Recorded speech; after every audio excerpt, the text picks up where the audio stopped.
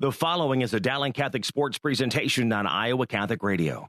Our coverage of Dowling Catholic High School sports is underwritten by Ashworth Vision Clinic, Construction Professionals, Dental Associates, the Catholic Tuition Organization, Mercy One, and Skeffington's Formalware. Thank you for supporting Dowling Catholic sports on Iowa Catholic Radio.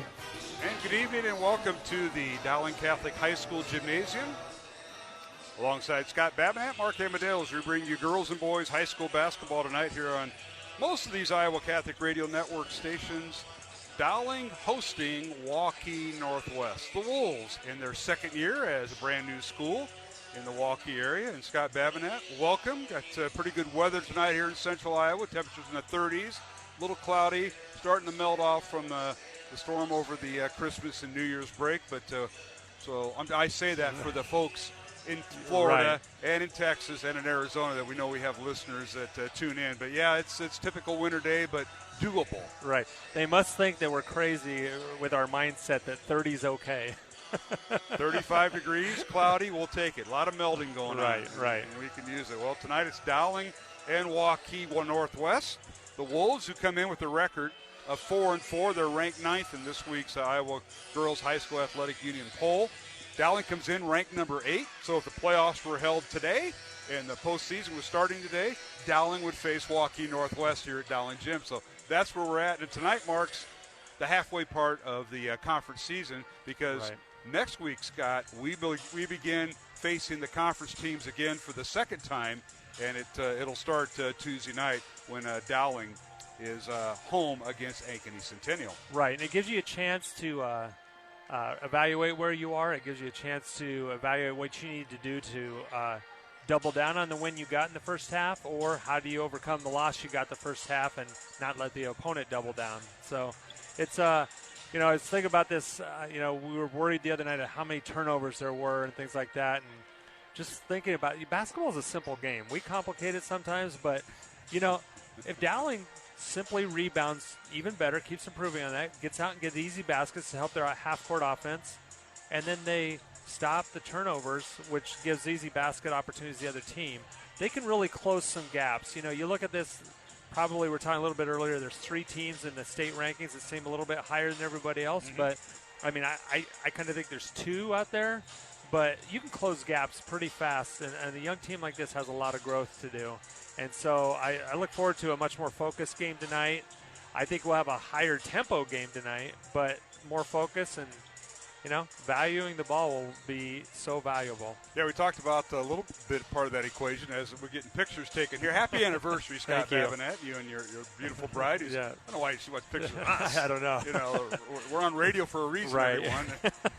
But, Dowling's going to be down a player. Marin Heller is at a camp, a softball camp, so she is not with the Maroons tonight. So the Maroons usually have a 5-player rotation. They used 8 against Urbandale until they got away until they defeated Urbandale late in the fourth quarter. But that'll affect Dowling's rotation. And then for Waukee Northwest and head coach Chris Guest in his 25th year as a head coach, second year at Waukee Northwest, one of his players is out, or not out, but questionable with an Achilles injury, and that's Ashley Brown. Ashley's a normal starter, wears number 20, a 5'8 freshman. And if she can't go, they'll start the other freshman, Avery Vogt, a 5'9 freshman, at that spot. But I can't tell you how she's doing because they have warm-up tops on without numbers, so I don't know where they're at with that. But obviously that could be a possible lineup change for Waukee Northwest if Ashley Brown can't go. Right. It's always tough when you have to shorten your rotations and then maybe someone plays a little position they're not used to playing. And so, but the good thing about both these teams are they are well coached and they do prepare the players well. And the thing with Coach Meyer and Coach Guest, they always have great games and great game plans for each other. And, it's the fun thing about what we get to do is we get to see quality girls basketball games almost every night, right? I mean, in this league, and so many of these teams in the CIML are ranked highly in the state, and so that just makes what we do a lot easier. Let's take a look at some of those games in Central Iowa tonight. The Central Iowa Metro League and the Iowa Alliance. The Iowa Alliance features some of the Des Moines Metro schools, but we'll start with Waukee at Valley. And that game is on CISN. The girls' game will be on CISN. The boys' game will not, as they're going to switch coverages over to Southeast Polk at Ankeny Centennial for the boys' coverage. Ankeny is at Urbandale. North is at East. These are all girl-boy doubleheaders beginning at 6:15. Hoover at Roosevelt. Ottumwa at Lincoln lead off the Iowa Alliance Conference. Fort Dodge at Mason City. You know, Mason City's got a new name, a nickname. It's the River Hawks. Oh. So they I did not know. Yeah, they changed that. Ames, Johnston, and Marshalltown might see those coaches around because they have the night off. And then tomorrow, we mentioned Johnston having tonight off because tomorrow Johnston is at Indianola. Tomorrow afternoon at 1:30 will be the girls' game, followed by the boys' game at 3 o'clock at Indianola Gym. And we looked it up. I looked it up. Johnston girls, 37 wins in a row. They're 11-0 on the season. So what a streak. And they are currently the new number one team because West Waterloo lost to Linn-Mar on Tuesday night. Yeah, what can you say more about Johnston? They are the class of the field right now. And, you know, it's going to take a stellar effort for anybody to knock them off because they don't see, you know, we talked the other night about you have to, you can't measure yourself or play down to your opponent, or you have to play to your abilities, and that's what I always appreciate about them is they just play to their abilities. Does it mean they don't have rough times? No, but they just are consistent, and then eventually the hammer comes down, and it depends on if you're ready for that change of pace, that intensity. And so, again, right now, you know, being ranked in the top 8, that's good for regional seedings. You want to stay there. You want to stay in the top 8, but get up as high as you can there. And so that's what this second half is going to be about. And you know, will this young Maroons team and with the two seniors, will they kind of dictate? We're going to play our style of ball. We're going to play to our abilities, no matter who the opponent. A lot of times they say nameless, faceless. We just go out and play our game the way we play and as hard as we can, and we let the results fall where they may. But, you know, you can't take anybody lightly because that's when you stumble. And I think we've seen that a couple times this year, but I do see some maturity gathering with this team. You're listening to the pregame show tonight here on Iowa Catholic Radio, live from the Dowling Gym. It's Dowling hosting Waukee Northwest in a girl-boy doubleheader. The girls are out warming up now. We'll get tip-off here in about 5 or 6 minutes. We want to recognize some of our supporters of Iowa Catholic Radio. They include Ashworth Vision Clinic, Catholic Formal Wear, the Catholic Tuition Organization, and Construction Professionals. Take a look at the girls' conference standings in the CIML. As we mentioned, Johnston and their winning streak of 37 games in a row. Johnston's in first place with a 8-0 record. They're 11-0 overall. Southeast Polk in second place, tied with Valley, both 5-2 in conference play. Southeast Polk 8-2 overall. Valley is 7-3. Johnston ranked first, Southeast Polk 6th, and Valley 4th. Fifth-ranked Ankeny Centennial is tied with Dowling Catholic, as they're both tied for fourth place, 4-3 records in the conference. Centennial's 9-3 overall. Dowling comes in at 6-4 overall. And in fifth place is Waukee Northwest. They're ninth-ranked, and they come in with a conference record of 3-4, and they are 4-4 overall. Ankeny is with a 2-5 record. They are 5-5 overall, as they come in at number 7. Waukee 1-6 in the conference, 3-6 overall is 8th, and Urbandale 0-7 in the conference and 3-8 overall is at 9. So that's a look at the CIML girls standings as we get looking forward to our contest. Dental Associates, Mercy One, also some of our sponsors tonight. I want to thank Brian Sweeney. He is our studio producer. We'll take a timeout and come back, and we'll have starting lineups and some keys to the game. It's Dowling and Waukee Northwest from the Dowling Gym. Glad you could join us. Mark Amadale, Scott Babinet, back with more pregame following these messages.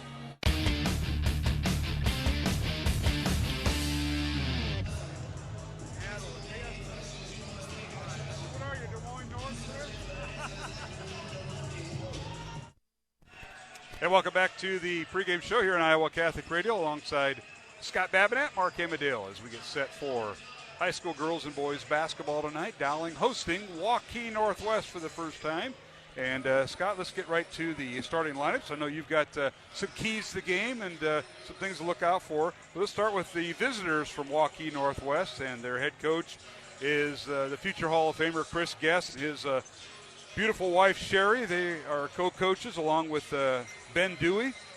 Chris has been there second year in existence at Waukee Northwest, 18 wins, 13 losses in his 2 years there. Overall, 25 years of coaching for Coach Guess. He was at Waukee for 18 years and at Tumwa for 6 years before that.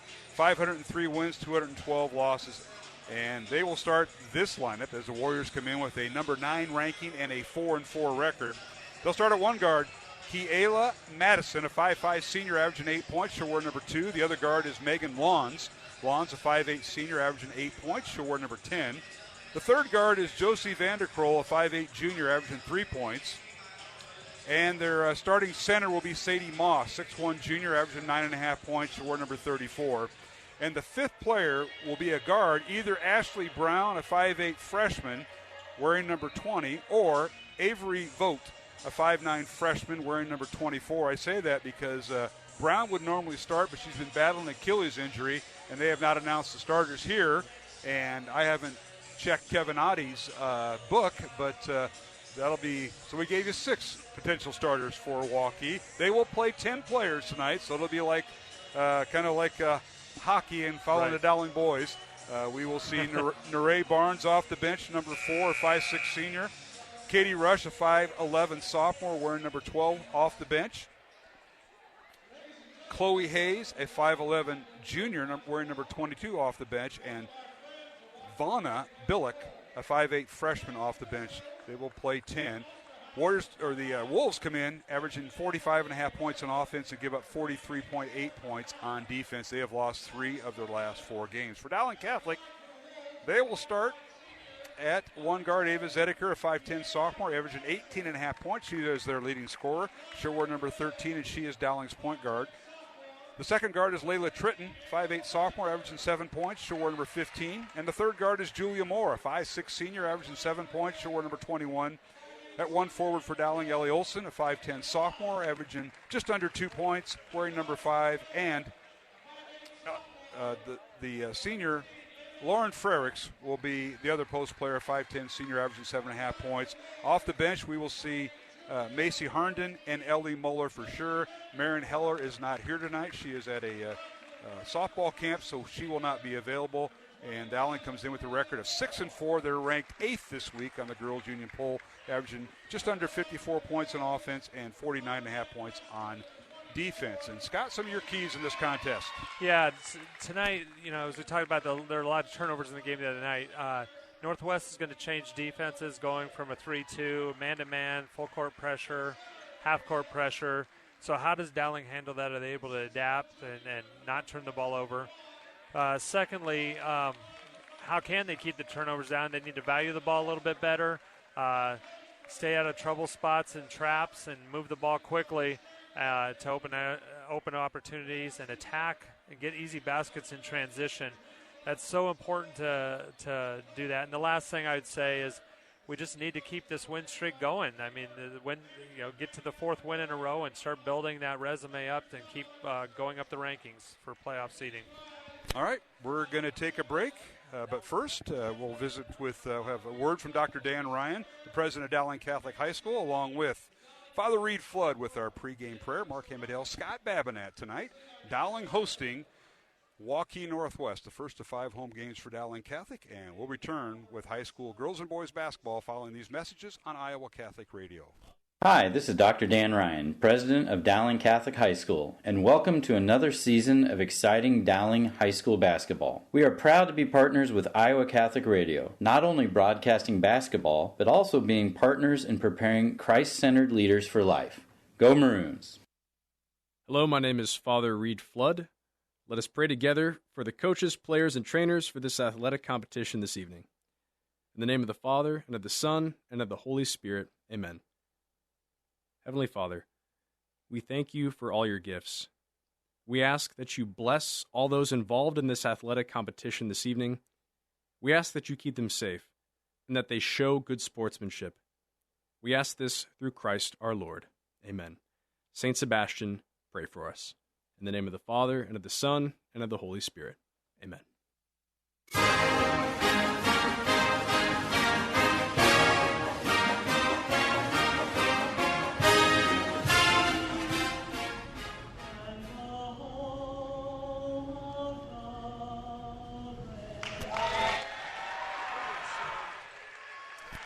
Hey, we're welcome back to the Dowling Gym as National Anthem being performed here by one of the Dowling students, Mark Hemedale, Scott Babinat, as we get set for Dowling and Waukee Northwest, the CIML conference battle. Girls game followed by the boys game. Two teams still in the top 10 in Class 5A basketball, which is pretty competitive. And Scott, I didn't realize until I started reading the CIML girls standings. We read them earlier, and you have 7 of the 9 teams in the conference all in the top 11. That is just amazing. That's why we get great games here on the each night out, and I mean, and even the teams that are on the lower end, they're still super competitive and keeping the games interesting. And just be interesting tonight, as it's saying, how Dowling handles the changing defenses that Northwest will throw at them tonight. You expect a lot of man-to-man. You expect some full court press, three-quarter court press, run and jump, and then a 3-2 zone they may throw. And I might anticipate that a little bit more after Dowling struggled with the zone the other night. All right, tip is up and controlled by Dowling as Lauren Frericks wins the tip over Waukee Northwest Sadie Moss. And Dowling goes right to left, north to south here at the Dowling Gym as the Maroons wearing their home white uniforms, maroon trim. And now a pass by by Dowling, and that was Ellie Olson.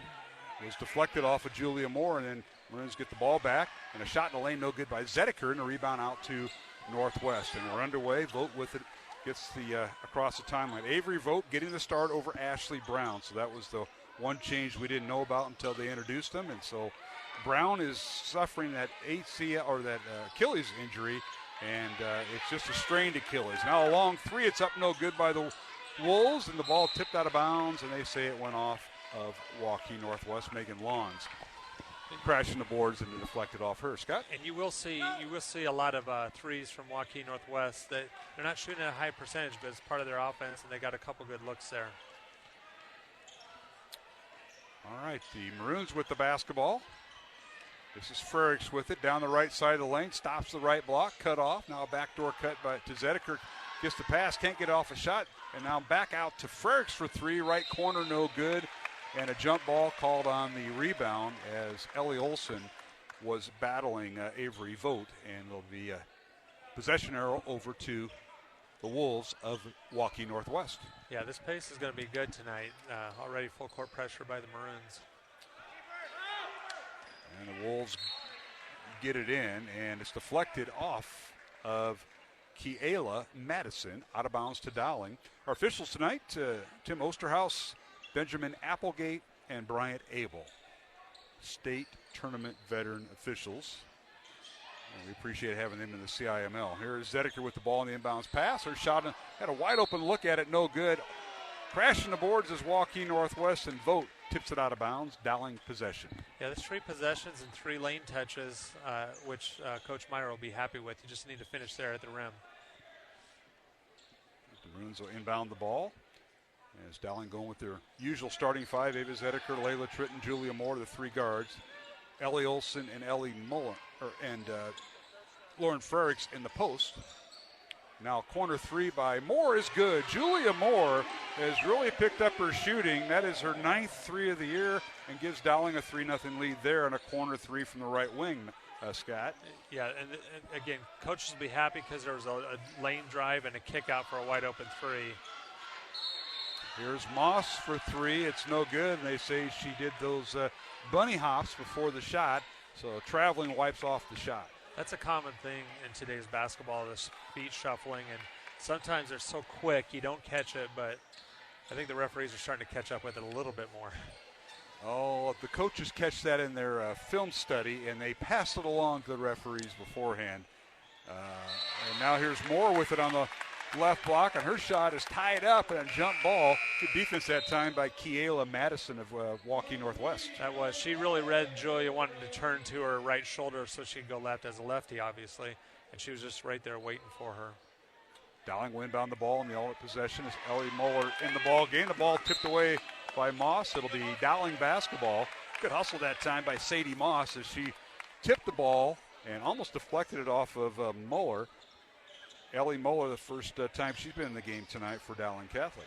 Yeah, I'm always impressed playing Chris Guest's team because they do get up into you, they pressure, they make you make good passes, and They don't make it easy on you, and it shouldn't be easy. It should be quality basketball, and you earn the win against these teams. All right, Zedeker in the lane. Her shot up and no good, and shot clock goes off, but the foul on Waukee Northwest is Ellie Muller from the weak side, offensive rebound, and she was fouled on the offensive board as Zedeker not on track quite yet. No. And free throws coming from Muller. The first free throw is no good. Muller, an 81% free throw shooter on the year. Foul on Waukee on Avery Vogt. Go to 5'9" freshman. Gets the start tonight due to the injury to Ashley Brown. We may see Brown, but I'm not sure how much. Second free throw is good, so Dowling leading 4-0 here in the first quarter. 5:30 left to go, and now the ball deflected by Zedeker into the hands of Muller and stolen away. Dowling on the break, and a layup up and good, and Zedeker led the way, and Tritton gets the basket, the assist to Zedeker, and a timeout called by Chris Guest and Waukee Northwest here. This will be a full timeout. We'll take it with them. 5:21 left to go, first quarter. Dowling 6 and Waukee Northwest nothing. Back in 1 minute here at the Dowling Gym on Iowa Catholic Radio.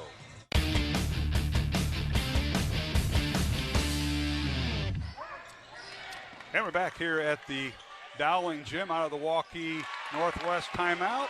The Wolves get it down court, and a long three by Sadie Moss is good.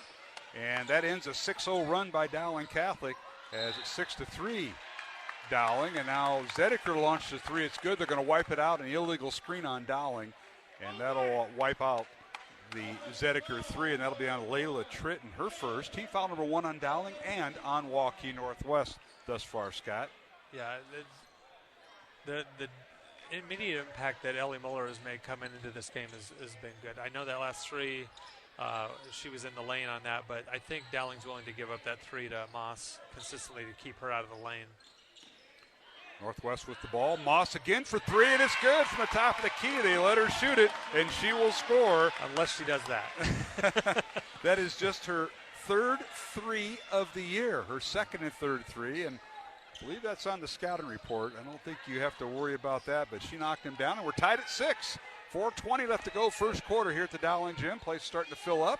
Waukee Northwest and Dowling Catholic. Mark Amadale, Scott Babinet here, right behind the scorers table at Dowling. Zedeker with it as Dowling now has 10 on the shot clock. Here's Moore with it, top of the key. Julia down the left side of the lane. Her shot too strong. Rebound, Moss and Northwest. Good defense that time by the Wolves. I think Julia was a little distracted by the post player coming over and just shot it a little too high. Yeah, they're worried about the help defense, and that's good defense. And you're going to see that out of Northwest tonight for the most part.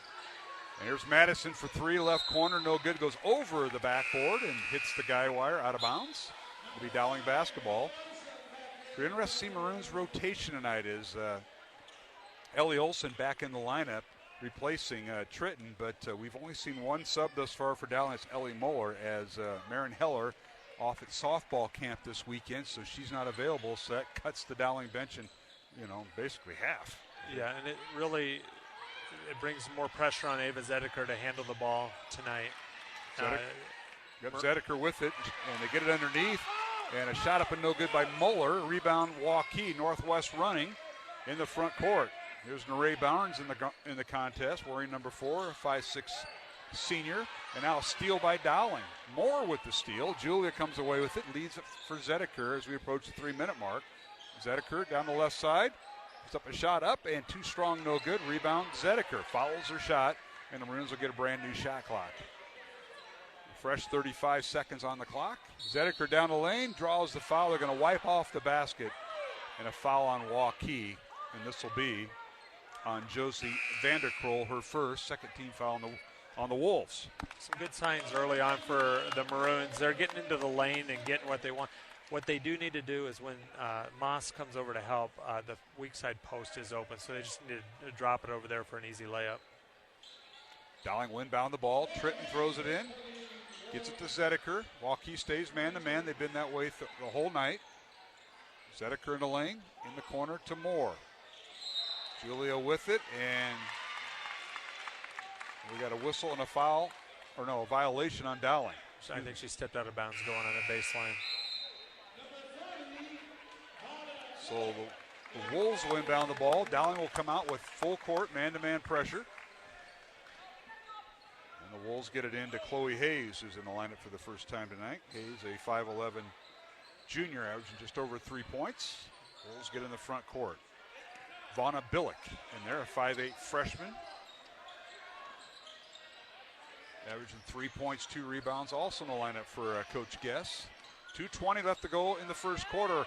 Down the lane, a shot the right hand, good by Chloe Hayes. She gets loose and around the Dowling defender, and the Warriors have their first lead, 8-6 over Dowling. The Warriors have now scored 8 straight points. Yeah, that was not what Dowling's going to want. That they want to shade them to the left, but they opened up and went right, and the defender got trailing and didn't really have a chance to even challenge the layup. And I meant to say Wolves, not the Warriors. That's the other Waukee school. It's Waukee Northwest Wolves with an 8-0 run now here in the last few minutes. Dowling with the ball, 7 on the shot clock. Here's Moore with it. Good defense by the Wolves. In the lane is Moore. Puts up the shot. It's no good.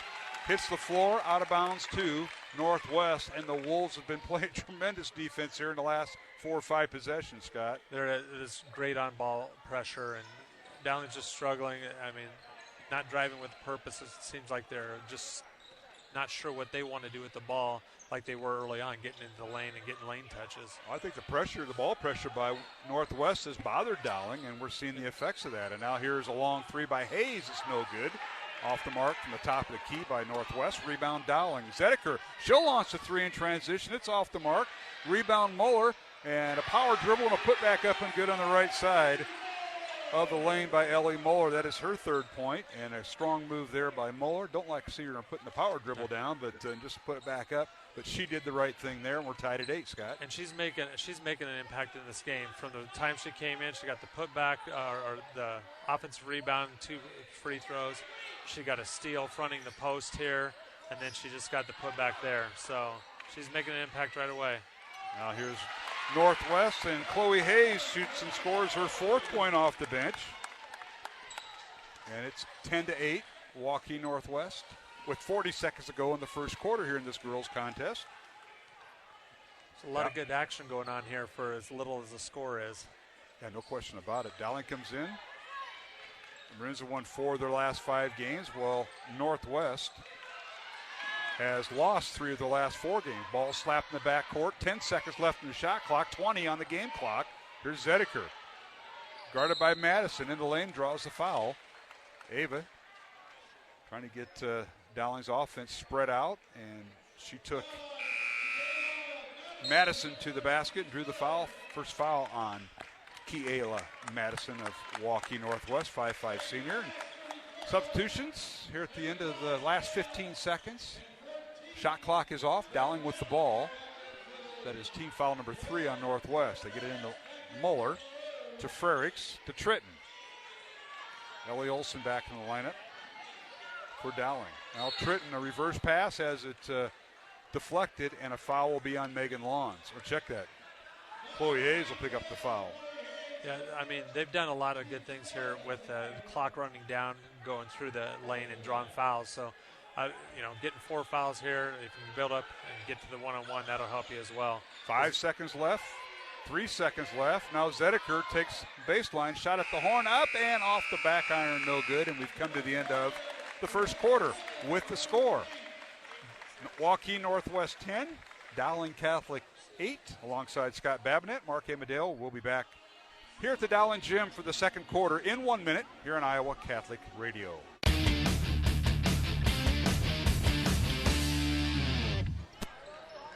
And we're back here at the Dowling Gym, underway here in the second quarter. It's Waukee Northwest 10, Dowling Catholic 8 here in this girls' CIML Class 5A showdown. Dowling scored the first 6 points of the contest, and Waukee scored the next 6. And the Warriors outscored Dowling 4-2 to end the quarter. And Wolves had the ball first, and they turn it over. Now here's Moore in the front court for Dowling Catholic. Lisa for Layla Tritton. And they're doing a hard denial on Ava Zedeker when they can. Now Zedeker with it in the lane. Down the lane she goes with the left hand. Good. Ava Zedeker got loose and shoots and scores. That's her first 2 points of the game there, Scott Babinet. And they let her drive left that time. They're making it hard for her, and that's probably good for Northwest strategy to get her, try to wear her down since she's the main ball handler for Dowling tonight. Got to look at some numbers in that first quarter, Scott, especially rebounds and turnovers. Do you have them? Field goals for Dowling, 3 for 12, 1 for 3 from 3, 1 for 2 from the line, 8 rebounds, 4 turnovers. Northwest, 4 for 9, 2 for 6 from 3. They didn't get any free throws, 4 rebounds and 3 turnovers.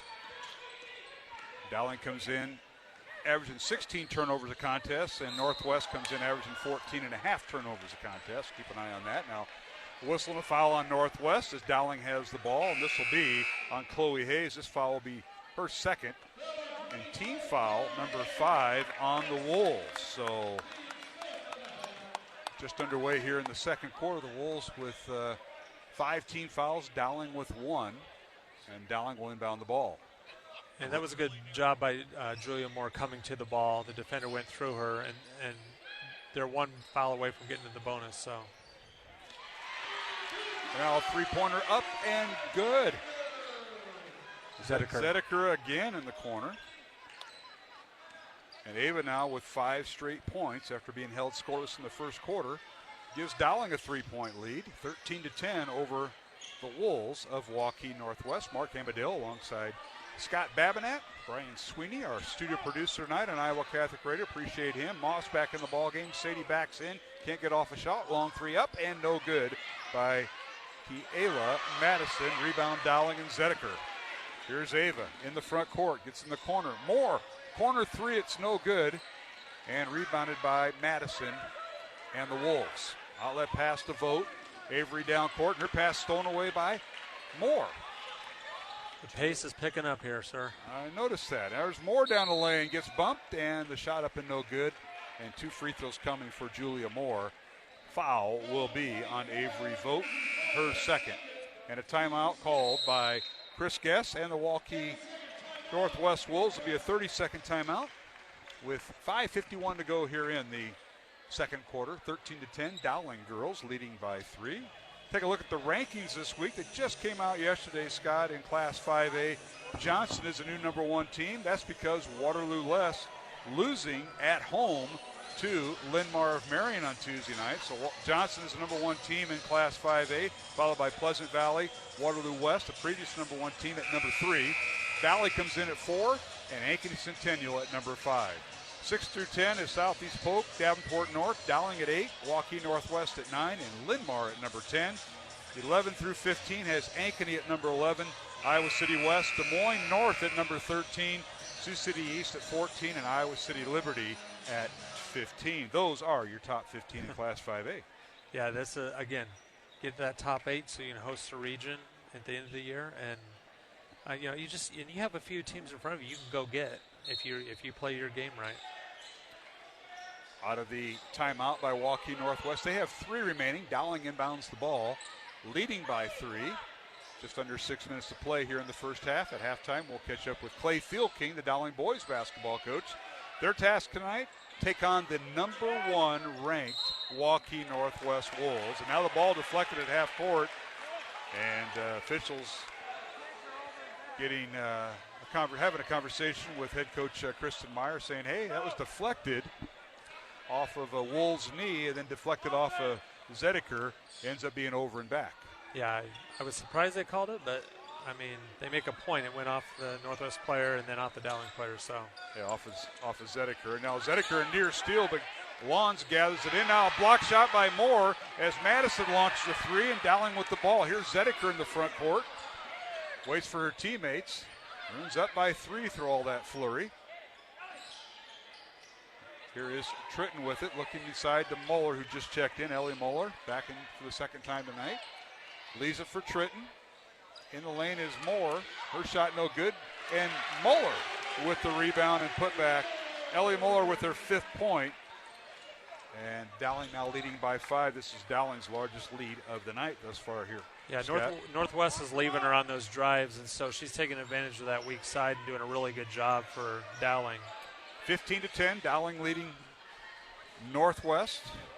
Moss with it as the Wolves do their 3-guard weave. Dribble handoff off to Neray Barnes. Now to Moss. Work the right side to Madison. Near steal by Zedeker. Now she has it. Ava with the steal. Ball intended for Lawns. Zedeker down the court. Layup good. Ava Zedeker with her 7th point, all here in the second quarter. All seven of Dowling's 9 points here in the quarter. And the Maroons lead at 17-10. A 9-0 run by Dowling to start the quarter. And Scott, we saw this Tuesday night against Urbandale, the third and fourth quarters. Dowling started the quarters with 10-0 runs. Right, and Dowling's picked up their defense. They're fighting through screens a little bit more. They're jumping to where they know the screen's coming so they can get by it. More active hands. There's just been a greater dedication to playing excellent defense this quarter. All right, 5 on the shot clock. Madison inside. Her shot up and no good. Rebound Dowling and Muller. Ellie gets the rebound and Dowling in transition. This is a corner 3 by Julia Moore. That's good. Julia shooting 33% coming in the contest from three-point range and 40% from the field. Knocks down another 3. That's her 6th point of the night. You know, through her career, she's really improved that aspect of her game. When she was a freshman, it was all drives all the time. Now she's shooting the 3 with confidence, and it's really helping the team, especially off the fast break. 20-10. Dowling with a 10-point lead, their largest of the night. Here's Madison for 3, good, right in front of the Dowling bench. Kiela Madison with her first 3 points of the night and a timeout on the floor. This will be a 30-second timeout with Dowling leading 20-13 with 3 minutes to play here in the second quarter. I want to recognize our sponsors. They include Dental Associates, Mercy One, and the Catholic Tuition Organization. Mark Amadale, Scott Babinet. Scott, what do you have to say here? Well, you know, on this, we were just talking about how dedicated the defense has been in the second quarter. The problem on that last possession is Dowling been fighting over the top on the shooters and defending that real well.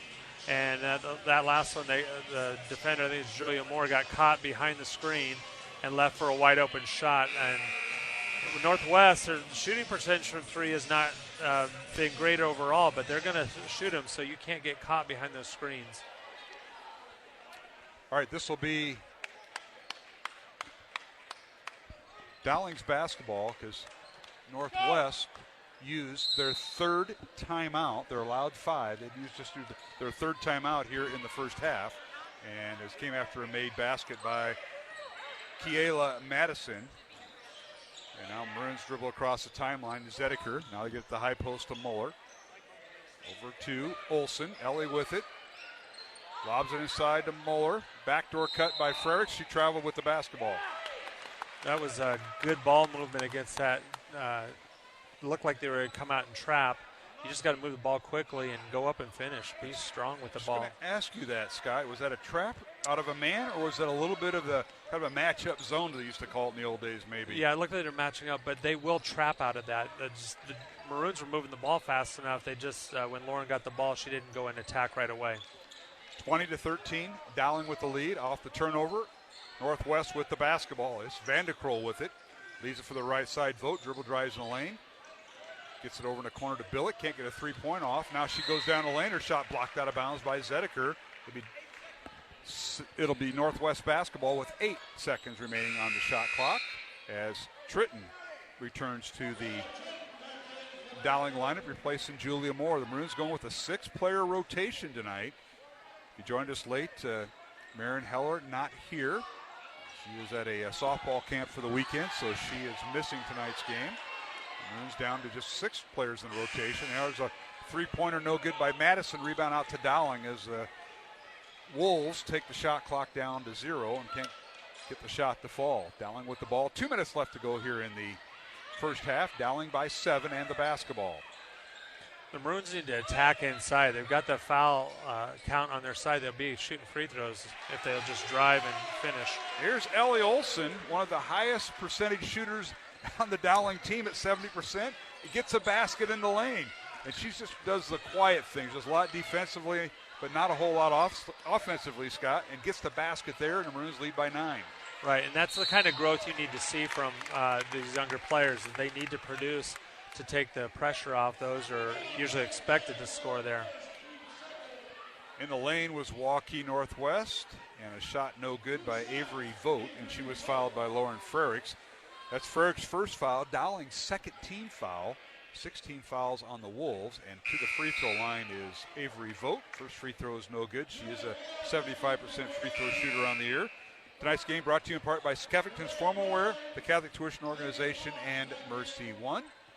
Mark Amadale, Scott Babinette, courtside. Jimmy Cataldo will join me for the boys game tonight. Not a bad crowd here for a Friday night high school girls and boys basketball. Large school here in the state of Iowa, Class 5A.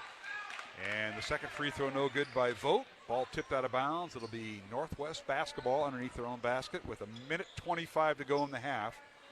And Dowling by 9. Yeah, that hurts giving up that second opportunity on offense here. Well, the Wolves' chance to rectify. They missed 2 free throws, but they keep the possession. Here's Lawns with it, guarded by Zedeker. Dowling stays man-to-man. This is Billick in the lane, can't get off a shot. Leaves it for Vogt, nearly lost it, but into the hands of Barnes. Wolves underneath, and they're going to wipe off the shot. It's no good. Out of bounds, they say, before the shot. Foul on Dowling. This will be the third team foul on the Maroons, but the second foul on Tritton. So the Maroons got to be careful with a limited rotation tonight. Can't get anybody in foul trouble. They've been doing a good job of defending without fouling tonight. And just this last possession, this is the third possession on the same end without going back the other way. All right, Wolves with it.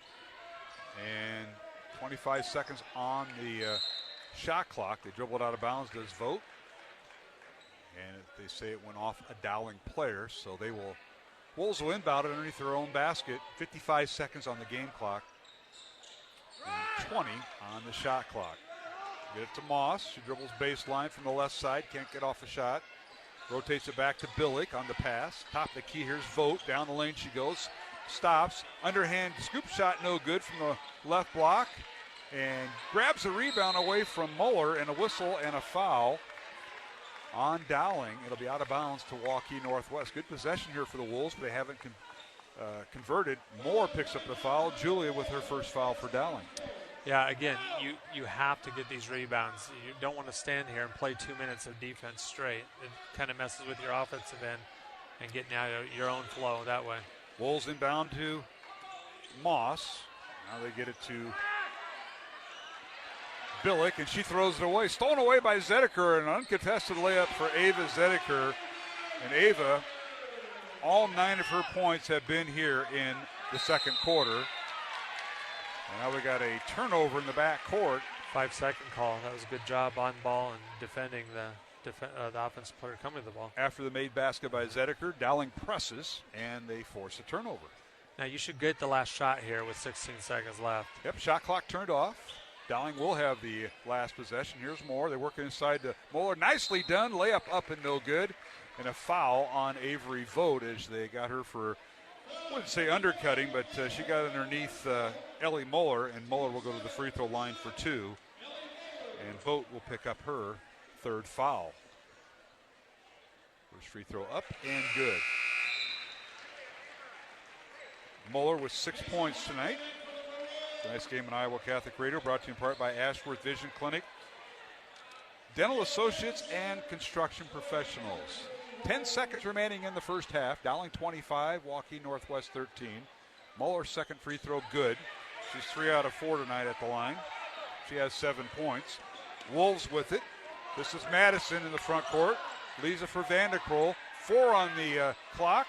And a pull-up jumper at the horn is no good by Sadie Moss. And we go to halftime with Dowling Catholic leading 26-13. The Maroons hold Waukee Northwest to 3 points in the second quarter, while Dowling scored 18 points in that second quarter after trailing at the end of the first quarter 10-8. It's an 18-3 run here in the second quarter, and Dowling with a 13-point lead at halftime, Scott. Yeah, they've just played more like themselves and the kind of defense that the coaches want. Good on-ball pressure, active hands in the passing lane, and just keeping overall good pressure. And they're doing it without fouling and putting Waukee Northwest on the line. And then on the other end, they are attacking and getting wide-open shots like they want, and they're knocking them down. So it's been a tremendous second quarter, especially for the Maroons. They were getting a lot of opportunities in the first quarter, just not taking advantage of them. And the Wolves at halftime are 0 for 2 from the free throw line. Dowling went 1 for 2 in the first quarter, and they finished 2 for 2 in the second quarter, so Dowling 3 out of 4 at the free throw line. And let's go through the scoring before we get to our guest, and that is Clay Thielking, the Dowling boys coach. Leading the way for Waukee Northwest, Sadie Moss with a pair of three-pointers, has 6 points at halftime, followed by Chloe Hayes with 4 points and 3 points for Kiela Madison. For Dowling Catholic, the Maroons are led at halftime by Ava Zediker. She has 9 points, 7 points off the bench for Dowling. And that's Ellie Muller, the 6'1 freshman. 3 points for Julia Moore, 2 points for Ellie Olson, and 2 points for Layla Tritton. And Lauren Frericks did not score in the first half for Dowling Catholic. So we go to halftime with Dowling leading 26-13. And we'll return to the Dowling gym with head coach Clay Thielking of the Dowling boys team. They take on number 1 ranked Waukee Northwest next in our second game. Back after these messages here on Iowa Catholic Radio.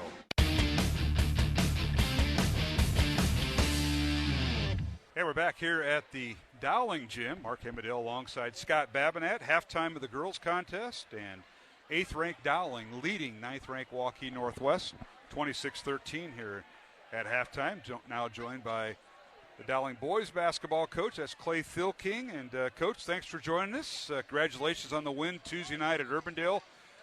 Always nice to get a win in that gym. I know you're used to wearing the blue and white back in your prep days, but how does it feel to come away there as the, the alumni, but the visiting coach? Yeah, good. It's always good to get a win on the road in this league especially. So that one was a little different, obviously, for personal reasons. But guys did a good job. You did a good job, and you never really know what to expect after that layoff, and a little rusty and things of that nature, but a great win for us. It is, and Coach, a lot of teams scrimmaged during the Christmas break. You did not, and basically, I don't know if you could tell if there's any effects of it, but things got going along. You took control of the game, and I'll tell you what, it's nice having Joey Coppola back. He's that steady and force.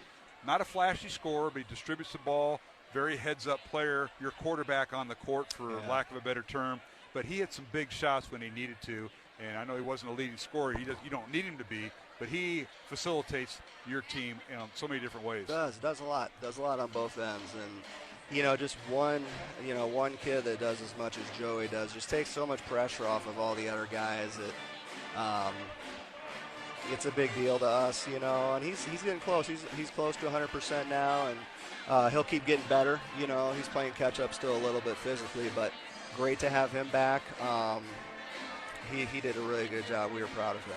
Yeah, no question.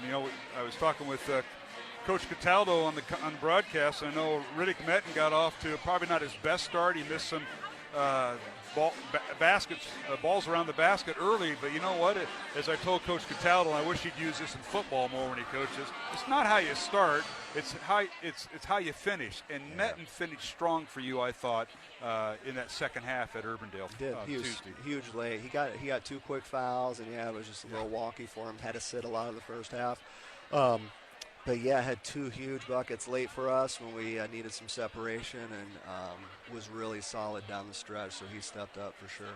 Well, Coach, I know you enjoyed the victory Tuesday night, and then tonight it's the number 1 team in the state, Waukee Northwest. They beat the previously number 1 team early in the year, and that was Waukee, their crosstown rival. And Price Stanford, Cade Kelderman, they're both good. They're both practically unguardable, but you know what? I know your kids are going to show up tonight, and they've got to be looking at this challenge when you went to practice on Wednesday. They had to be very interesting practices that you had. Yeah, we know what we're walking into. It's a really good team. They're number 1 undefeated. They've beaten everybody. Obviously, this is the last game of the first round of conference, and so they're legit. It's hard to find any weaknesses with them. They're experienced. They're well coached. They've got a lot of talent. They play well on both ends of the floor. Offensively, it's going to be something we haven't seen yet this year, to be honest with you, just their ability to score so quickly in a lot of different ways. And you're right, Price will get his. I don't know how you guard a kid like that. You just try to make it tough. Same with Kelderman, and hope to make them take some tough ones and make sure you rebound if they do miss. And hope it goes in the bucket on the other end, and you can hang around a little bit, But our guys are excited for the challenge. And they're going to have their runs. It's a matter of how you answer that, whether it needs to be a timeout or somebody gets a big basket. But you got to play through all that physicality. They're a long team, as we talked about on Tuesday night a little bit, and you just play through it. And I was impressed with how you started the game is how you finished the game with your lineup. You've been doing that throughout most of the year, and there's probably a reason for all that, because there's something that you and the coaching staff see is who's playing well at the end, and hopefully they're all five playing well at the end. You hope. We were really happy with our guys that came off the bench the other night. Made some really big plays. Dante had some really big buckets to start the fourth quarter. I thought Jack Odie was tremendous. He had 8 rebounds, and Colin and Andrew were solid. I think Nick Ferris will see the floor again tonight quite a bit. But you're right. We're comfortable with those guys that were finishing the other night, and their ability to handle it and make free throws down the stretch when you're holding the lead. And to be honest, there's some of our better offensive players too that can hopefully make some shots if you're playing from behind. So. Well, Coach, we wish you the best of luck. It's a great challenge, and it's everything, anything to gain and nothing to lose, because you're going to play them again at their place. Matter of fact, Northwest has been here twice since they've been a school. So they were here last year, just one game last year, and they got you by 10. But it's a great challenge. I mean, the kids have got to be excited. I know if I was in that locker room, I said I can't wait to be out here. Sure, you're right. Like. Our kids expect to win, but you're right. We don't feel the pressure. I mean, we're careful about saying we have nothing to lose, because we do expect to go out and be successful. But at the same time, our kids will play freely and play loose and play hard, and we'll see what happens. All right. Well, Coach Steelking, best of luck. We'll be sitting right behind you, so please don't ask my partner, not Scott, but Cataldo.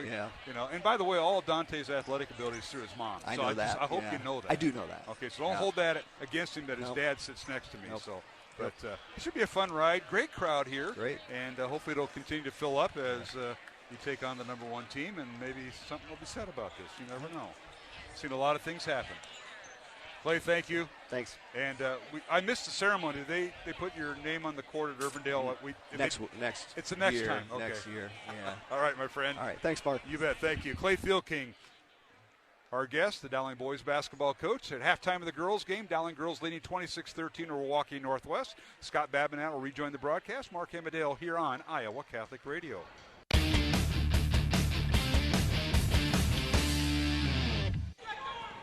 And we're back here at the Dowling Gym, underway here in the second half. And Dowling with the first offensive possession. The Maroons go inside, and they throw the ball away. Kicked out of bounds by the Maroons. It'll be Waukee Northwest basketball. Dowling leading 26-13. That was our halftime score, and we start the second half that way. Mark Amadale, Scott Babinette, and the Wolves with it. A little Euro step in the lane. Shot no good by Josie Vanderkroll. Offensive rebound, Vanderkroll put back up and no good. And now Moss gets another attempt, and her putback is no good. Foul on Dowling. So 3 shots at the basket there for Northwest. Foul on Frericks. That's her second there, Scott. Yeah, they just went inside. Moss did a good job of getting that ball and putting it up. On the first possession for the Maroons, they tried to get Zedeker backdoor from the wing, and that's a hard pass. You just have to be so precise there. First free throw up and good by Sadie Moss. It's her 7th point of the night. She led Waukee Northwest in scoring with 6 points in the first half. Second free throw good by Moss. She's 2 for 2 at the line. 59% free throw shooter coming in. She now has 8 points. Pressure in the backcourt. Dowling by 11, 26-15. Maroons led by 13 at halftime, their largest lead. And again, if you join us late, Marion Heller not with Dowling tonight. She is at a softball camp for the weekend. So the Maroons rotation went from 7 players to 6. And we have yet to see Harnden, who could play. She played in the top rotation against Urbandale on Tuesday. We have not seen Macy in here tonight. It's just been the 5 starters and Ellie Muller off the bench. Now here's Tritton in the lane. Dribble drives, double team, kicks it out to Zedeker. 7 on the shot clock. Guarded by Moss. Zedeker down the right side. Her shot in traffic, no good. Rebound on the floor, and Julia Moore comes away with it. And now takes a power dribble and gets away, and ball slapped out of bounds by Megan Lawns. Yeah, Macy did a good job the other night taking advantage of her opportunities, so maybe we'll see her a little bit later here. Halftime scores of a couple of girls' games. Valley leading Waukee 28-12 at the half, and Southeast Polk leading Centennial 26-20 at halftime. And down the lane, and a shot to the left hand, no good by Zedeker, is rebounded by Northwest. And now Kiela Madison in the front court. Corner three, up and no good. Rebound Northwest. That is their third offensive board here in the second half. Vanderkool gets loose underneath, and her layup is good. So Vanderkool gives Northwest a 4-0 lead to start, or 4-0 spurt to start the second half. Yeah, Northwest is up in the pressure a little bit more, and Dowling just has to take advantage of it and get to the basket and finish. Get to the and ones. All right, Dowling with it in the lane is Frerichs. Leaves it for Tritton. Underneath to Olsen. Ellie with a crossover dribble. Good. Ellie Olsen with her 4th point tonight. And they'll need that extra scoring from her to contribute. And she does. Ellie Olsen with 4. And Dowling's lead is 11. Underneath, shooting and scoring is Kiela Madison. Yeah, that was a good drive by Kiela and just strong. I mean, there was a defender right there, but she was too fast to the basket to really challenge, which Dowling's done a good job tonight, having someone to stop those drives. Dowling with the ball. Here's Ferguson in the lane. Her turnaround shot no good. Wands with the rebound. Leaves it for Madison.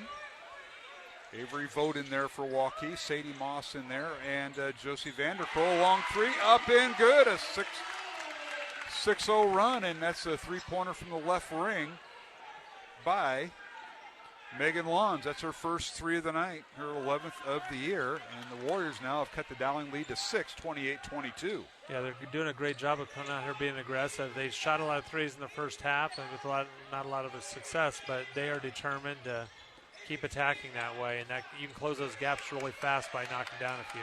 A 9-2 run to start the third quarter by Northwest. Dowling a long three, up and good, and it's Julia Moore with her 9th point. Timeout Dowling.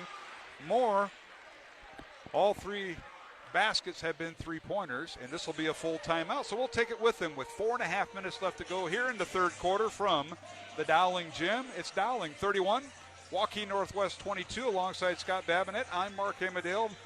Brian Sweeney, our studio producer, and we'll take a 1-minute break and return here on Iowa Catholic Radio.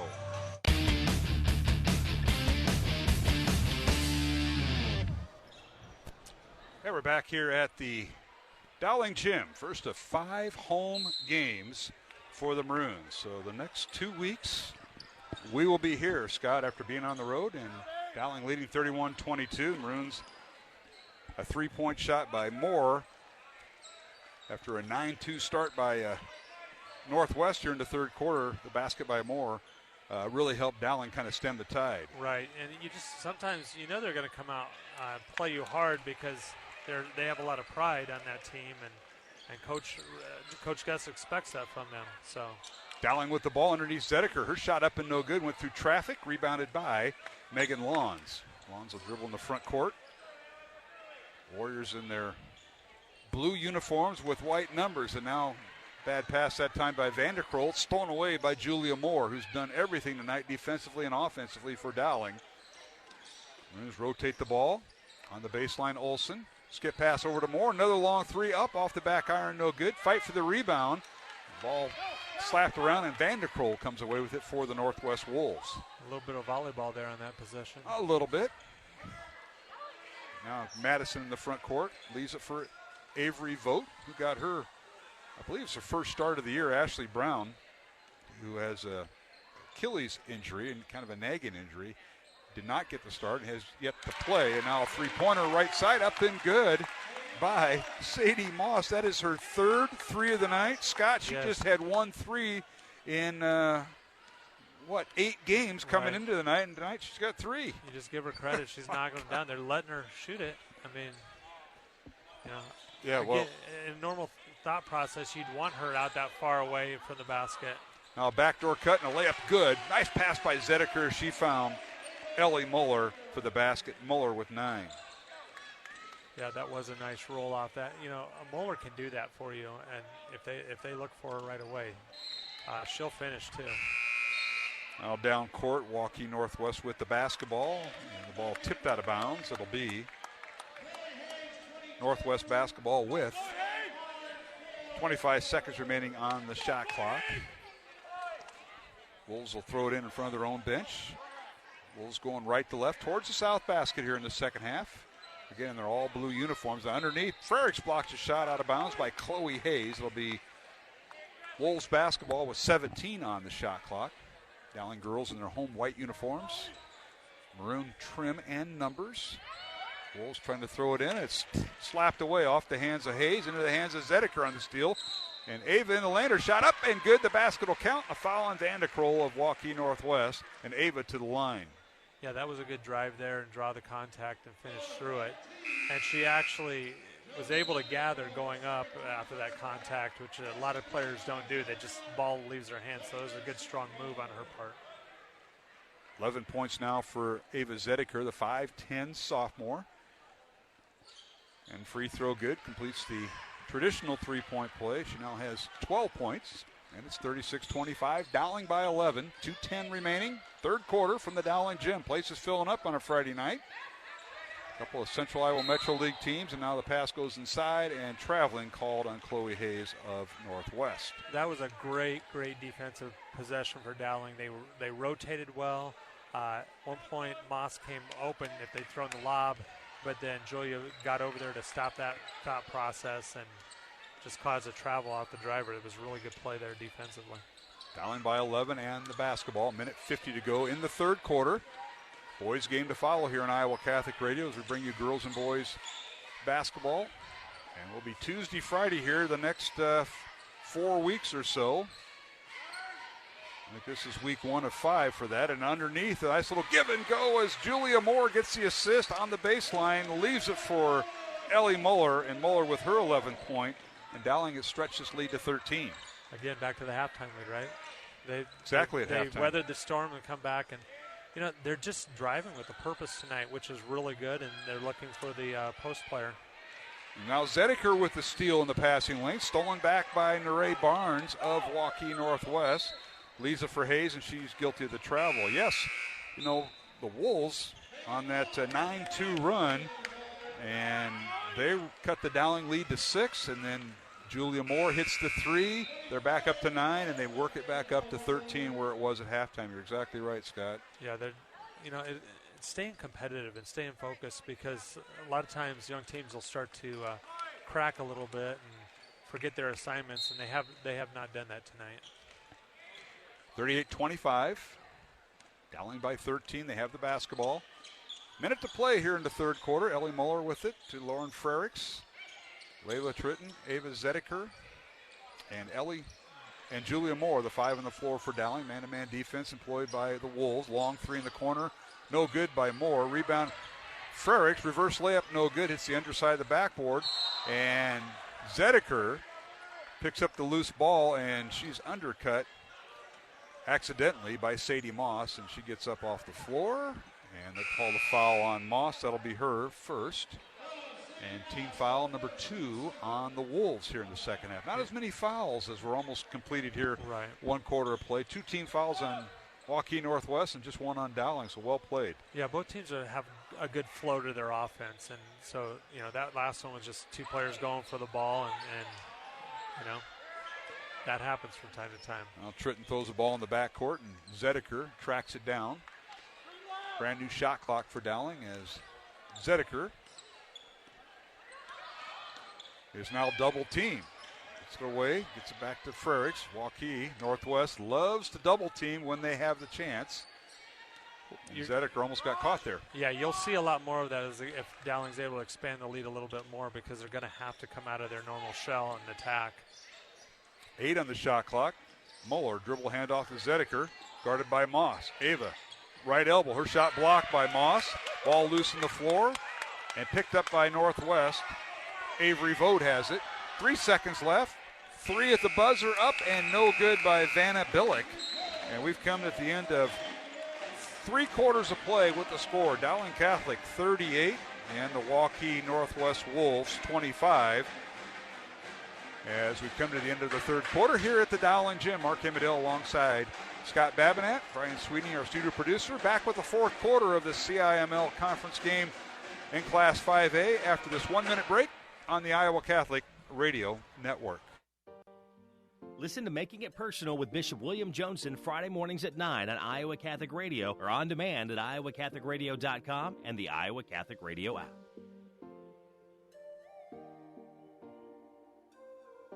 Support for Iowa Catholic Radio is provided by Dental Associates, addressing your smile needs and dreams. 515-225-6742, Des Moines-DentalAssociates.com. Thank you, Dental Associates, for your support of Iowa Catholic Radio. Support for Iowa Catholic Radio comes from Mercy One, your expert circle of personalized care for all your health needs. With more care locations than anyone, your best life is their one purpose. Find your doctor at mercyone.org. The leading Catholic voices are on the largest Catholic media network in Iowa. Kelly Mesher Collins, Deacon Mark Campbell, Matt Wilcom, Deacon Tony Valdez. You're listening to the Iowa Catholic Radio Network.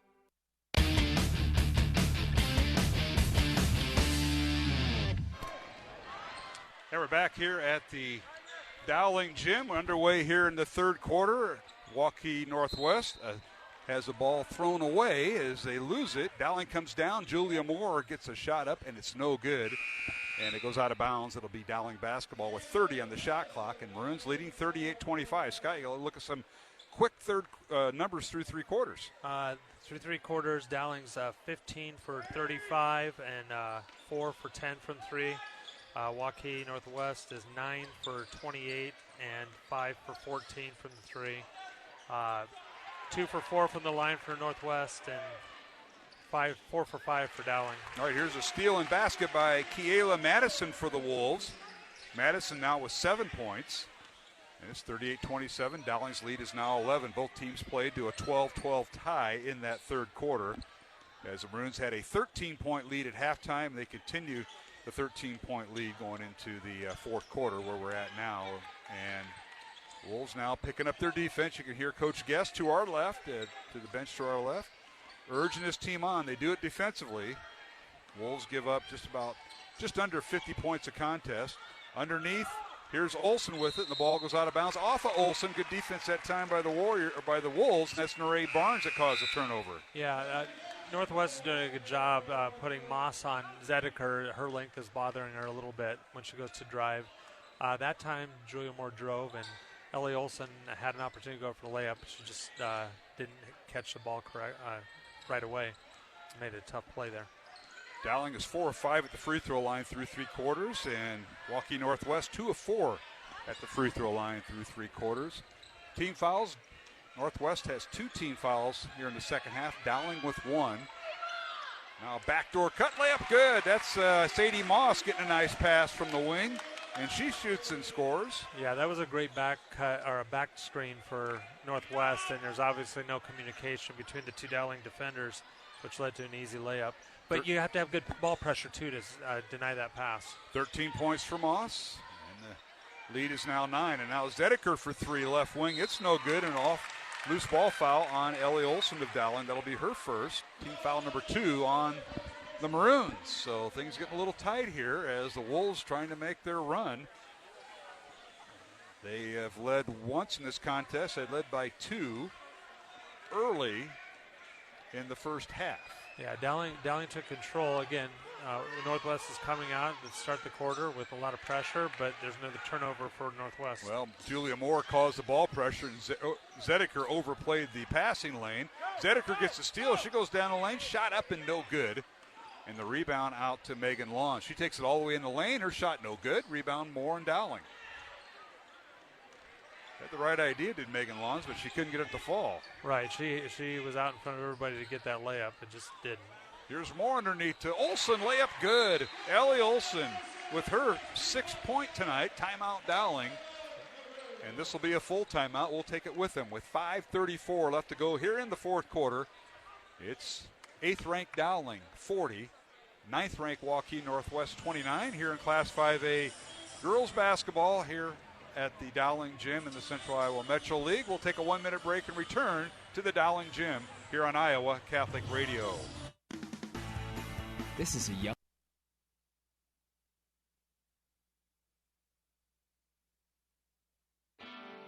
Listen to Man Up with Joe Stopulos Monday mornings at 9 on Iowa Catholic Radio and on demand at iowacatholicradio.com and the Iowa Catholic Radio app.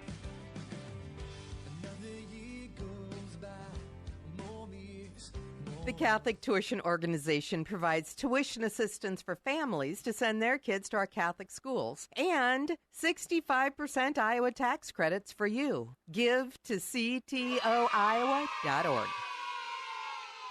Support for Iowa Catholic Radio is provided by Skeffington's Formal Wear, in business since 1951, with locations in Des Moines, West Des Moines, Coralville, and Ankeny. Skeffington's Formal Wear, fitting you for life celebrations. Online at skeffingtons.com. The leading Catholic voices are on the largest Catholic media network in Iowa. Mother Angelica, Father John Trigilio, Marcus Grodi. You're listening to the Iowa Catholic Radio Network.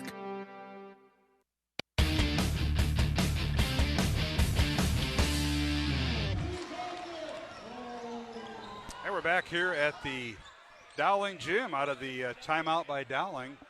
Waukee Northwest gets in the lane and shoots and scores. Yeah, they just widened out the offense and just had a great backdoor cut from the wing. That's Vandekroll that scored, so Josie Vandekroll with her 4th point all in the second half. It's 40-31, Dowling by 9.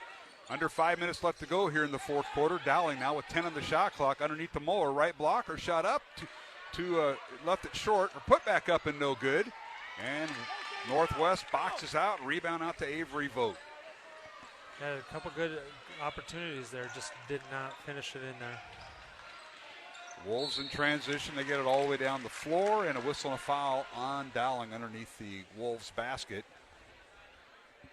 And they're going to get Julia Moore with her second foul. Officials tonight, Tim Osterhaus, Benjamin Applegate, Bryant Abel doing a fine job, and we got a 30-second timeout called by Chris Guess. He'll have one remaining with 4:31 left to go here in the fourth quarter. Dowling leading 40-31 in this Class 5A Central Iowa Metro League battle of two top 10 teams, 9th-ranked Northwest and 8th-ranked Dowling Catholic, as the girls' union had their latest poll published. And Scott Babinet giving us your perspective thus far. Yeah, I mean, as the game's gone along, Northwest is spreading their offense a little bit more, getting more opportunities. Dowling's rotations, as a result, are not getting there as quick as they did earlier in the game. You're still seeing the girls get there to close out the drive, but now they're drawing fouls because they're just half a step away from where they were in the first 3 quarters. So, maybe this break will help them regain their composure there and energy and to get a stop here and go back to the other end. Tonight's game is brought to you in part by Skeffington's Formal Wear, Mercy One, and Construction Professionals. Other games going on tonight. We've been monitoring a couple of the girls' contests. CINN is providing some of the coverage, and the latest update as the screen goes blank. It's Southeast Polk leading Centennial 45-41. And Scott, if I remember right, the Rams led by 6 at halftime, and they have now increased that lead the lead is now decreased by 4. So what a finish there with about 4.5 minutes left to go in the fourth quarter there. Other games has Waukee at Valley. These are all girl-boy doubleheaders. Southeast Polk at Centennial, as we mentioned, a girl-boy doubleheader. Ankeny's at Urbandale, North at East, Hoover at Roosevelt, Atumwa at Lincoln, and Fort Dodge at Mesa City. Those are all CIML and Iowa Alliance conference games going on this evening. Girls games at 6:15, followed by the boys around 7:45. Now here's Northwest with the basketball. They get a good look. Vanderkool shot the left elbow, no good. And rebound, Ellie Muller, the 6'1 freshman, cleans up the boards. Dowling with the ball, leading by 9. At the possession again for the Wolves. Yeah, they had a couple good opportunities there, but it just get the rebound, get the stop. Now Ava Zedeker tied up by Moss. You mentioned that matchup, and Dowling's going to call a 30-second timeout, so we'll once again keep it here. Our thanks to Ashworth Vision Clinic, Dental Associates, and the Catholic Tuition Organization for providing their support for our coverage of Dowling High School girls and boys basketball. And Scott, the Maroons got tied up. 22 seconds left in the shot clock, but a heads-up play by Coach Meyer and Ava Zedeker, who both called timeout simultaneously and got the attention of Ben Applegate, the official. This is where you miss a Marin Heller, who could be a primary ball handler. Moss is doing a good job of her length is stopping the drives for Zedeker and giving her trouble with her shot. Whereas if you had another primary ball handler, you could run her off screens and keep Moss in motion and make it harder for her to guard. All right, out of the timeout. Dowling now double teamed as Moore finally gets it away. And yeah, every pass, the Wolves are double teamed the ball and the Maroons throw it away. Bad pass by Zedeker, and couldn't handle it. Stepped on the baseline, did Dowling. Now, I go back to the Southeast Polk game. Maroons had to lead throughout most of the game and then had that fourth quarter, and they had a lot of empty possessions, enabling Southeast Polk to come behind and win. And you hope not to see that. And we'll see how this team has progressed through end-of-game situations, which is where we're at here, Scott. Right. And you know what? With that pressure, you just really have to keep fighting through and then attack the trap and go for a layup. Turn it into an advantage of you. All right, the Maroons have trouble in the backcourt as that last basket by Waukee Northwest. Avery Vogt gets loose and scores. Maroons bring it up under pressure, and they couldn't get it across the timeline. 10-second violation in the backcourt by Dowling. First time we've seen that all year done to the Maroons, and it'll be Northwest basketball. 40-33 is our score. 3 minutes to play. Dowling with the lead by 7 and trying to hang on here. The Wolves are charging back. Yeah, you could have used a timeout there. You still have 2 left. And, someone's got to come to the ball, though. And the problem with basketball today, with all the dribbling, people forget to pass out of these things. So here's Moss's shot from the right baseline, 15 feet out. No good. Rebound Muller. Ellie gets the outlet pass to Zedeker. She's double-teamed, gets across the timeline, and finally gets it to Ellie Olsen. Olsen dribbles to the basket, jump stops, has the ball stolen away. Murray Barnes with the steal. The 6th turnover this quarter. Outlet pass to Madison. Over to Lawns. Megan now with the pass over to Madison. Underneath, shot up and no good by Kiela Madison, and a foul on Dowling with 2:19 to go. Foul will be on Julia Moore, and that is her 3rd. Keep in mind, Dowling has played a 6-player lineup tonight with the absence of Marin Heller. It's just been Ellie Muller with the starting 5 rotating in, and foul trouble. Moore now with her 3rd. Tritton and Frericks, or Tritton with 2 fouls, and Frericks with 2 fouls for Dowling. Now, Northwest has been a lot more aggressive because they only have 2 fouls, so if they're going to trail, they may want to be super aggressive. See it though, even if they get a foul, it's not that bad a deal because if they get close to the bonus, if they have to foul, so that aggressiveness works in their favor now. And the second free throw is good by Madison. And she has 9 points, and now we've got a 30-second timeout called by Dowling. They got caught in the backcourt again against the trap by Waukee Northwest. 2:15 to go here in the fourth quarter. Dowling leading by 6. Maroons will have the basketball, Scott, but they'll inbound the ball in front of Coach Guest to our left. It's a tough place to inbound. They got the ball in bounds, but I believe it was Layla Tritton received the ball and immediately put the ball on the floor, one dribble, and give up the ball, or give up your dribble, so you're easily trapped that way. Whereas you should probably face up, strong with the ball, and look for someone cutting to the middle, and then get your advantage to attack the basket. Tonight's game on Iowa Catholic Radio brought to you in part by Catholic Tuition Organization, Mercy One, and Skeffington's Formal Wear. Reminder, our next broadcast will be next Tuesday night. We'll be home here at the Dowling Gym. We'll be Dowling hosting Valley in a girl-boy doubleheader. Or check that. It'll be this Tuesday. It'll be Ankeny Centennial. And a week from tonight, it'll be Valley. So Centennial and Valley next week for Dowling. Both games on Tuesday and Friday are here at the Dowling Gym. Out of the timeout, Dowling now gets the ball in the front court. And Northwest has not yet went to the double team. Here's Tritton with it. Runs with 15 on the shot clock, basically playing keep away. In the corner, here's Tritton for three. Up, in and out, no good. Offensive rebound, Allie Olsen. Olsen, turnaround shot, leaves it short. Rebound, Moore. Offensive rebound, and Dowling will try to burn some clock here with 1:45 remaining in the fourth quarter, up 6. Yeah, they had the putback there. That's a smart move by Julia Moore, crashing and getting the ball and then dribbling it out. Now the Wolves will double team. They try to hit Olsen. They do. Ellie catches at the free throw line to Moore. 15 on the shot clock. Now the ball deflected off of Moore, and a heads-up play by Waukee Northwest. They caused the turnover over and back. Yeah, that was a tough possession there. Knocked it off Julia's knee, and she couldn't get back to it in time. Substitutions now. Frericks will check in. Olsen will check out.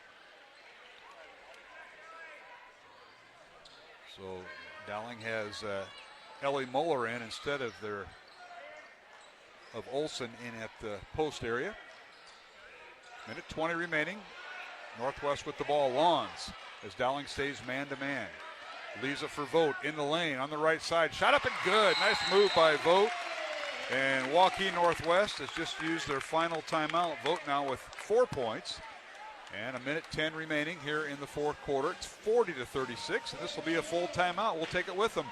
Dowling 40, Waukee Northwest 36 here in this girls contest with 1:10 to go in the fourth quarter. And we'll return to the Dowling gym after this 1-minute break here on the Iowa Catholic Radio Network. Did you Matt know you Wilkham have a here choice from in your... Iowa Catholic Radio. I'd like to thank you for your continued support of this apostolate. Because of you, we're reaching more souls in more ways than ever before. Whether you've had your faith strengthened by either our talk or music channels, or if you've been impacted by one of our other outreach initiatives, you experience firsthand the value Iowa Catholic Radio brings to the Catholic and Christian community. If you haven't made the decision yet to become a family member, please consider a $30 a month sustaining gift. Just visit iowacatholicradio.com, and welcome to the family.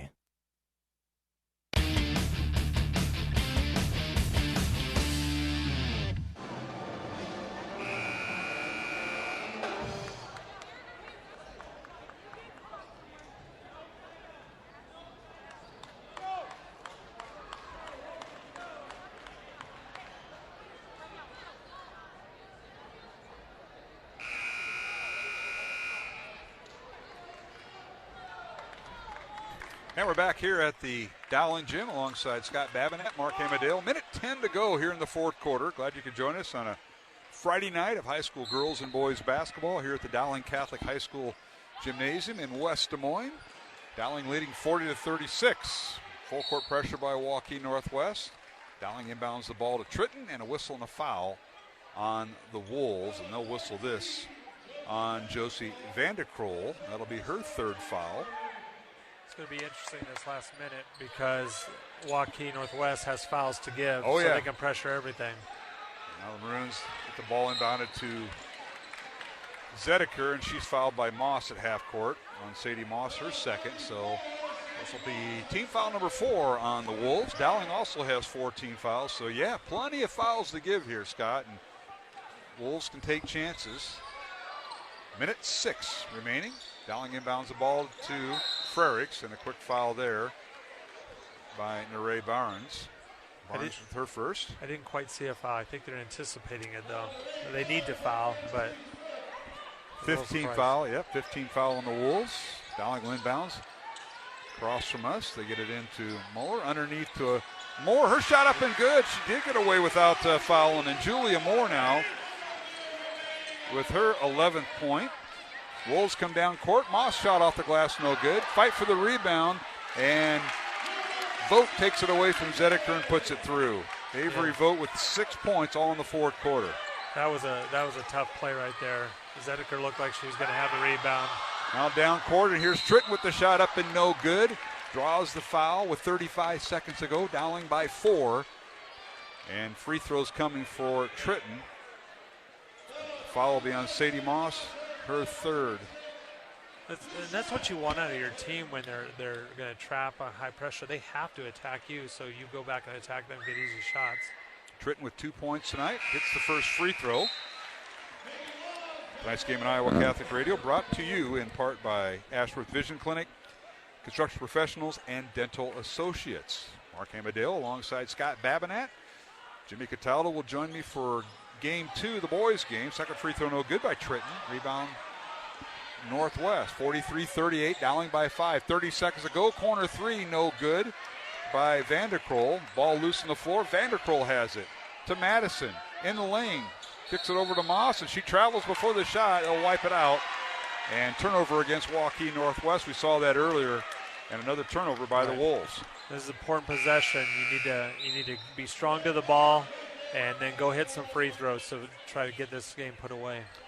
Very nice crowd by Waukee Northwest and Dowling tonight as the place is filling up. The boys' game features number 1, Waukee Northwest. So now a near steal by Neray Barnes. And it's knocked out of bounds by Barnes, so Dowling will start over. This time, the inbounder can't move. Right. The reality of how they're playing it right now, you could throw, if you put the offense up high, you could throw over the top and probably get a layup out of it. How about this? Zedeker was double covered by Madison and Moss, and they still threw it to her. She caught it and drew the foul. Going for 1-and-1, yeah. And it'll be the 17th foul on the Wolves, as you mentioned, so Dowling will shoot 1-and-1. Ava Zedeker, Maroon's leading scorer tonight. She's got 12 points. She's 1 for 1 at the free throw line, and she'll have the front of the 1-and-1 here. 43-38, Dowling by 5, 16 seconds remaining. And the first free throw good. And that's big right there. They've kind of roughed her up a little bit tonight. They're being real physical with her, and so she's having to fight through a lot. So it's a huge step up and hit these. Zedeker with 13 points, Moore with 11, and Muller with 11. Second free throw is good by Ava. She now has 14 points. 10 seconds to go. With the basketball is Vogt down the lane. She has the ball slapped away as she tries for the layup on down the right side of the lane, out of bounds to Northwest. And shot clock is turned off. 10 seconds on the game clock. Wolves will throw it in underneath their own basket. They get it to Moss. Top of the key to Madison. They reverse the ball right side. And a pull-up jumper by Vanderkroll's no good. Rebound Muller of Dowling. And she draws the foul, and she'll shoot free throws. It'll be a 1-and-1. Yeah, you know, Ellie Muller made a good impact off the bench tonight. And we've been saying that for a few games.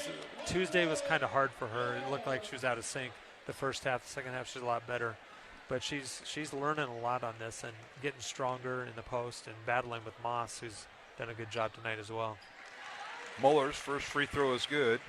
She missed her first free throw tonight, and now she's hit 4 in a row. She has 12 points.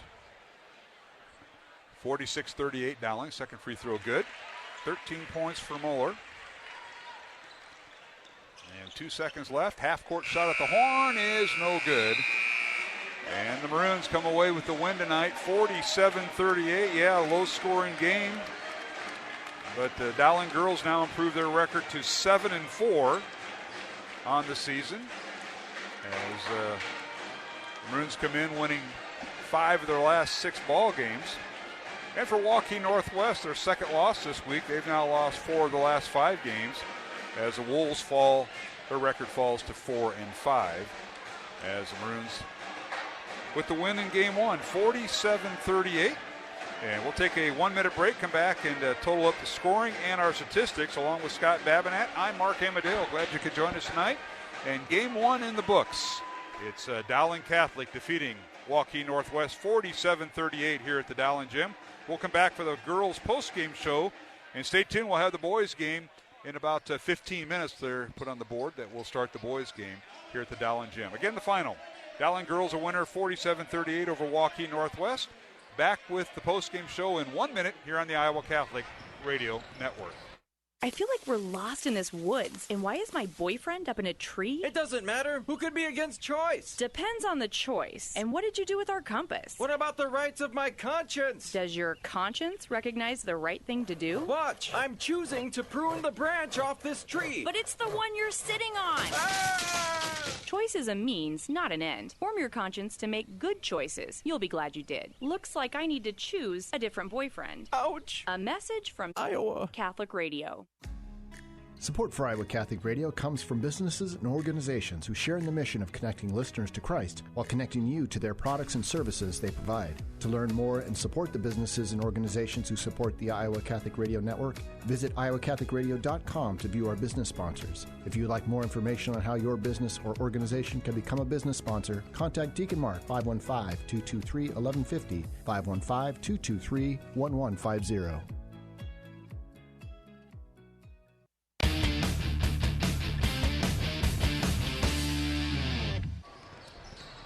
And we're back here at the Dowling Gym. Final score in Game 1 has the Dowling girls holding off Waukee Northwest by the score of 47-38 as the Wolves outscored Dowling 13-9 in that fourth quarter as the Maroons hold on and they improve their record to 7-4, ranked number 8 in Class 5A, and Waukee Northwest falls to 4-5. They are ranked 9th in Class 5A. Mark Amadale alongside Scott Babinet. And Scott, you all ready for the totals tonight as we get moving between games here? Okay, very unofficially tonight. We had Dowling. Unofficially. We all are. 17 for 44 from the field, 4 for 12 from the three-point line, 9 for 11 from the free throw line, which was huge tonight. 28 rebounds total and 15 turnovers, so they're down from the other night. Northwest unofficially 15 for 42 from the field, 5 for 11 from the line, three-point line, 3 for 6 from the free throw line, 23 rebounds and 16 turnovers. So it was a back and forth game. At 13-9 in the fourth quarter, it sure seemed like a lot more the way it started, but Dowling kind of settled after a couple of bad turnovers and hit some free throws, hit some layups, and were able to pull away there and keep them from overtaking them late. And you're right, Scott, with all those numbers, but the one number I look at is Lauren Frericks did not score tonight for Dowling, but the Maroons had 3 players in double figures. Maren Heller, not available tonight. She was not here. She was at a softball camp, so she's gone for the weekend.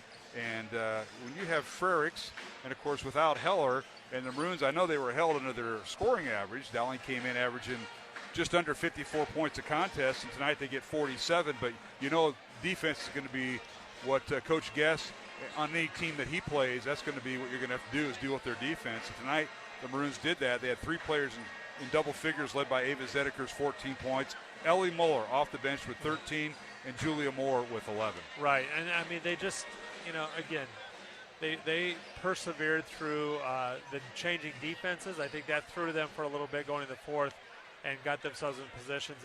And out of that, they're well drilled on this. It's just in the moment, sometimes, it just, you kind of panic, if you will. That's probably the worst word. But worst word you can use. Just, but you get caught in a spot.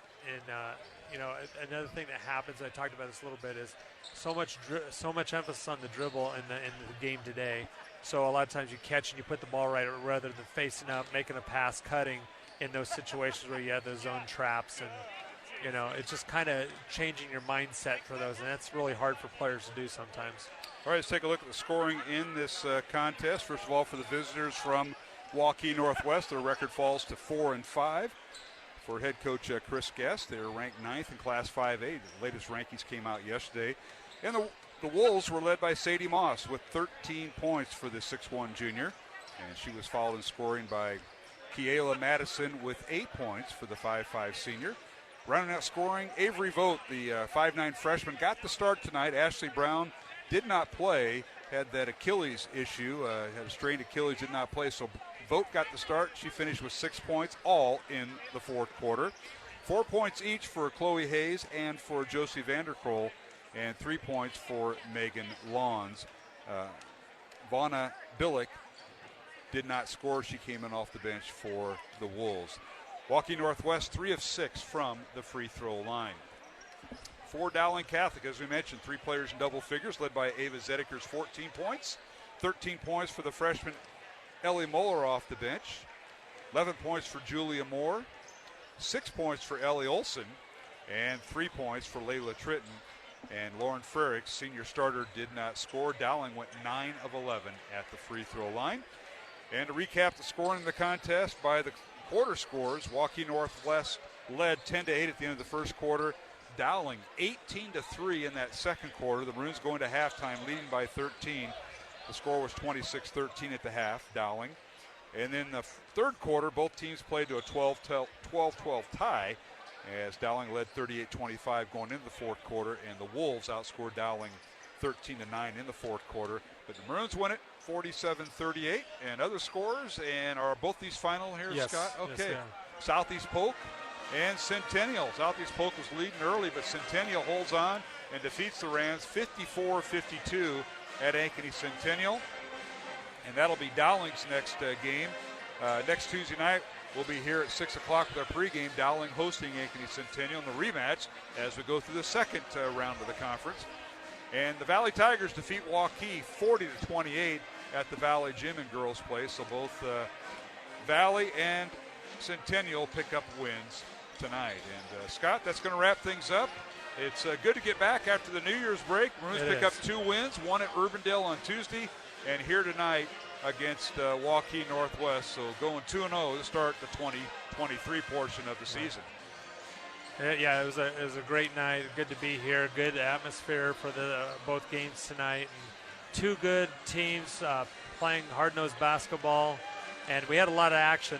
The score seems low compared to the action we had, but gosh, it's good to see kids put their efforts on the line and just fight to win this ball game. And the character lessons that are taught over the course of getting you ready for life are so impacting, and it's good to see. Certainly is. Scott, thank you. We'll talk to you Tuesday night. Have yourself a great weekend. All right, thank you, Mark. Happy anniversary. Yeah, big shout out to my wife, Jennifer. The coach's wife's life is not an easy one, and she supported me now 33 years, and she wanted me to do this and said, hey, so there's a game on our anniversary. She goes, well, what kind of season would it be if it wasn't? So, that is so true. But appreciate you sitting alongside, and we had an exciting game tonight. You guys go out and enjoy your anniversary weekend, my friend. Sounds good. Thanks, Mark. All right, Scott Babinet, my broadcast partner. I want to thank Brian Sweeney, our studio producer. This is Mark Hemedale. Final in Game 1, it was the Dowling girls defeating Waukee Northwest 47-38. And we come back. We'll take a 1-minute break and come back and preview the boys' game between number 1 Waukee Northwest and Dowling Catholic here at the Dowling Gym on Iowa Catholic Radio.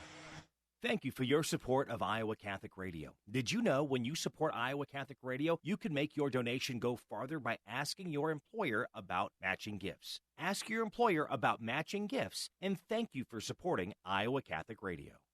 Support for Iowa Catholic Radio is provided by Ashworth Vision Clinic. Complete eye exams, contact lenses, glasses, glaucoma testing, and urgent eye issues. 515-440-4610. AshworthVision.com. Support for Iowa Catholic Radio is provided by Construction Professionals. Construction Professionals does remodeling and new construction. Construction Professionals is a Catholic family business built on a strong foundation. CPCustomHomes.com. Thank you, Construction Professionals, for supporting Iowa Catholic Radio. The leading Catholic voices are on the largest Catholic media network in Iowa. Father Brian Milady, Prudence Robertson, Scott Hahn. You're listening to the Iowa Catholic Radio Network.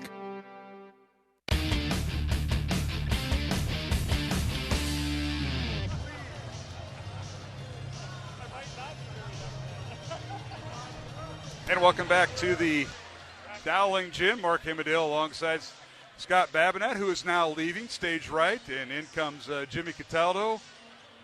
You know, it's like a football reunion here. Coach Cataldo visits with Todd Crandall, one of the Dowling football assistants, as we can't get anything going on. And now, would you put the headset on and join me? My goodness. As we get set for Dowling and Waukee Northwest, Mark Hemedale alongside Jimmy Cataldo, maybe. And want to thank you for joining us tonight. Our games are presented by Dental Associates, Mercy One, and the Catholic Tuition Organization. And we appreciate them tonight. Well, Waukee Northwest, the Wolves come in, ranked number 1 with a record of 8-0. And the Dowling boys coming off a win on Tuesday night at Urbandale. Maroons come in with a record of 3-4. Are you with us now? Or how many pages you got to read before the game? I mean, you got all your notes? First, I got 5 pages of notes. Of course I come prepared. But, this is only our second home game. Yes. And we're almost in January. It's just unprecedented. So, a lot of people you don't get to see throughout the winter. Wonder why. I mean, I see them all. all. It may be me. It is you. It may be me. I get out. I see them. Welcome, Mr. Cataldo, Jimmy Cataldo. And, hey, Dowling, hey, how's the champ? I mean, you got to be talking to Dante, your son, who comes off the bench for the Maroons, taking on the number one team in the state. You got to have energy. You got everything to gain, nothing to lose, and play fearless. So, those who know me, right before my kids leave, I always give them that, hey, we're going to block out, make sure you get take the ball to the hoop, draw fouls, this and that. So he walks away, and I look at Mia, who's sitting there reading her book, and Mia's just looking at me, just shaking her head. I said, does that sound all too familiar? She goes, oh, it just brings back memories. When I used to interview Mia, she just said, Mark, I just roll my eyes. When my dad starts that, I just roll my eyes. So, yeah, good one, Coach. Yeah. Thanks. No, it's Get exciting. one for the Gipper. And that, number one, Northwest coming in here. Absolutely. It's our second home game. Place is starting to get filled. Absolutely. Look at the overflow section. It just has to feel good to get back into your home gym and shoot. We've been on the road so much throughout the year that that's true. It's a lot of comfort. A lot of we talked about the first time, but it's the sights. It's the sights of the baskets and the depth perception of this gymnasium that certainly you're so used to, and it's hard to take on the road. But if any time you want to play the number one team in the state, it's certainly going to be on your home court. No question about it. Maroons will go with their starting lineup they used against Urbandale. That was Davis Sheck, Drew Morrow, and one of the kids that had a lot of playing time last year, their starter Joey Capola, steady Joey as they say. Ryan Kleppe and Riddick Metten will be the 5 Dowling starters, and they'll go up against it's Cade Kelderman and Price Sanford, and then the rest of the team, because the rest of the team's not bad either. But Price Sanford, the University of Iowa commit, averaging 22.5 points, 10.5 rebounds, shooting 51% from the field and 42% from three-point range. 6'7" senior, and his teammate Cade Kelderman had the game-winning basket against then number one Waukee, but it was Waukee Northwest, the Wolves, here tonight with Cade Kelderman averaging 18.5 points, 5 rebounds, 5.5 assists. Those are the two biggies, and then you got the rest of the team to kind of keep an eye on, and Andrew Coase, Henry Manning, and Grant Tigas. And they'll go about 2 down to the 2 deep. Chase Lamb will come in off the bench, and Natish Sankaranthi, the 6'7" sophomore who plays very well, will also be in. They only go 7 with their rotation, Jimmy. Well, it's a team that you look up and down, and there's a reason why they're the number one team in the state. They're number 7 in the state in scoring in 4A. They're number 3 in shooting percentage. They're number 2 in the state in three-point percentage. You look at they don't turn the ball over a ton, and they rebound well. So certainly have a tall task if you're the Maroons. But talking to some of the coaches today, I said, hey, you want to hear the keys to the game? I said, don't let Peyton Sanford beat you. They said, really? You think? So I mean, it's so obvious, but yet it's so difficult. The kid is so talented. He's 6'7". He's certainly taller than any of the Maroons that are going to put on the court tonight, and he leads the state in rebounding himself. So he's a well-rounded player, but he's certainly a guy that you're going to identify on the court, both defensively and offensively. But he's going to be certainly a guy that the Maroons are certainly going to pay a lot of attention to tonight. And Jimmy, before we go to the starting lineups here, will be officially announced here by Denny O'Grady, the PA announcer here at Dowling. Best of luck, Coach Nahas, as he comes in and high-fives us. The margin of error. And we talked about Riddick Metten was a kid that stood out. He missed his first several shots against Urbandale Tuesday night, but rebounded strong and finished strong with rebounding and scoring in that fourth quarter. That margin of error that he had in the first quarter, you can't do against a team like Waukee Northwest. And I'm not just saying Riddick, but the rest of the team. You got to control your turnovers. You got to cut those down and then box out. That's a big key in this contest. You certainly have to rebound, and as a team, you got to get to the free throw line. I think that's some things that we pointed out in the last few games. Just the Maroons were just not getting to the free throw line as often as their opponents, and that is the reason for not taking it to the basket. So you got to take it to the basket, you got to finish, and then you got to find yourself on the free throw line at the end of the game. All right, we'll take a 1-minute break, come back with starting lineups. It's Dowling and Waukee Northwest. The Wolves, the number 1 team in Class 4A. Mark Amadale, Jimmy Cataldo, back after this 1-minute break. We'll have the tip-off in the boys' contest, Dowling and Waukee Northwest, here at the Dowling Gym on Iowa Catholic Radio. Have you downloaded the Iowa Catholic Radio app? It's easy through the Apple App Store on iPhone or through Google Play on Android. Search Iowa Catholic Radio and download the app. You can listen to Iowa Catholic Radio Talk or Iowa Catholic Radio Music. Listening to Iowa Catholic Radio is easy. Support for Iowa Catholic Radio is provided by Dental Associates, addressing your smile needs and dreams. 515-225-6742. Des Moines-DentalAssociates.com. Thank you, Dental Associates, for your support of Iowa Catholic Radio. Support for Iowa Catholic Radio comes from Mercy One, your expert circle of personalized care for all your health needs. With more care locations than anyone, your best life is their one purpose. Find your doctor at mercyone.org.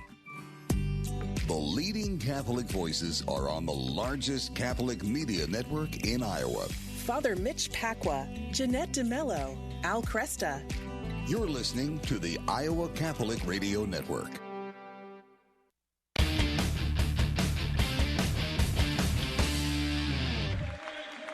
Hey, we're back here at the Dowling Gym. Introductions going on for the boys' game tonight. Dowling girls a winner in Game 1, 47-38 over Waukee Northwest. The Maroons improved their record to 7-4, and the Wolves fall to 4-5. Let's take a look at our starters here.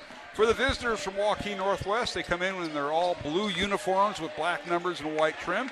Their head coach is Brett Watson in his second year, 21 wins and 5 losses. They'll start this lineup at point guard for the Wolves.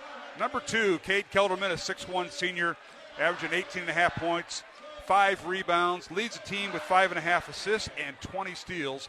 He'll wear number 2. The other guard is Andrew Coast, a 5'11 junior, averaging 7.5 points. He'll wear number 11 and be the other guard. At one forward, Henry Manning, a 6'1 senior, averaging 7 points. He'll wear number 15. And the other forward is Price Sanford, a 6'7 senior, an Iowa commit, averaging 22.5 points, 10.5 rebounds, leads the team with 29 blocks. He'll wear number 21. At one forward, and the center is Grant Tigges, a 6'4 junior, averaging 6.5 points. Coach Watson assisted by J.R. Engel, David Combs, Ken Henderson, and Aaron Megger, and they come in averaging 66 points on offense, giving up just under 50 points on defense. And the Wolves win the tip. They go underneath, and a shot up and good by Price Sanford, and we're underway as the Wolves get the first basket. For Dowling, Davis Check, Joey Coppola, Drew Marl, the 3 guards, Ryan Kleppe, and Riddick Metten in the post. And the Wolves win the tip, and they back in and get the first score. Dowling with the ball now on their first possession, and man-to-man defense by the Wolves here, Jimmy. Well, you looked on the Dowling defensive side, and you wonder if they were going to do zone or man, and they went to the man defense.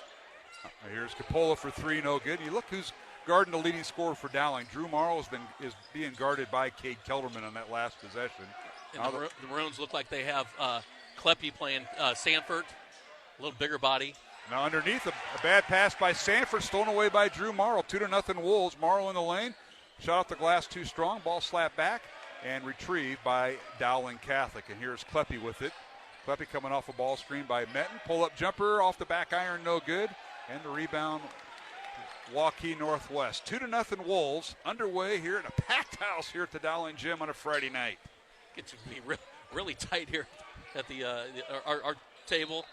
And now an offensive foul. They're going to get Kelderman for the push-off. Coppola had him bodied up, and Kelderman with his first foul.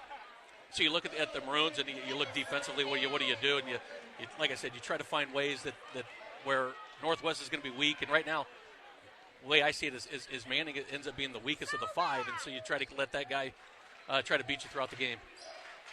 Here's Dowling with the ball. Metten in the lane. Can't get off a shot. He leaves it for a backdoor cut by Davis Sheck. Layup good. Metten with the assist. Great movement by the Maroons. Off the ball, it was Sheck getting the overplaying defense of Waukee Northwest and finishing at the basket. Great job by Sheck. We're tied at 2. Dowling and Waukee Northwest here in the first quarter from the Dowling Gym. Mark Emmerdale, Jimmy Cataldo, game 2. Corner 3 is no good by Henry Manning. Rebound out to Dowling. Maroons with a chance to take their first lead of the night.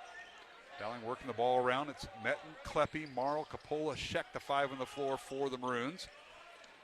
As we expect to see Odie underneath. A reverse layup, no good by Metten. And a rebound out to the Wolves. Wolves in transition. Get it down court. Manning couldn't handle the pass. Retrieved it, though, to his teammate. Corner 3 up and no good. Rebound Marl. Corner 3 by Andrew Coase. A little strong. Great job rotating by the Maroons, leaving an open shot, but yet 3 guys underneath the rim looking to rebound the shot.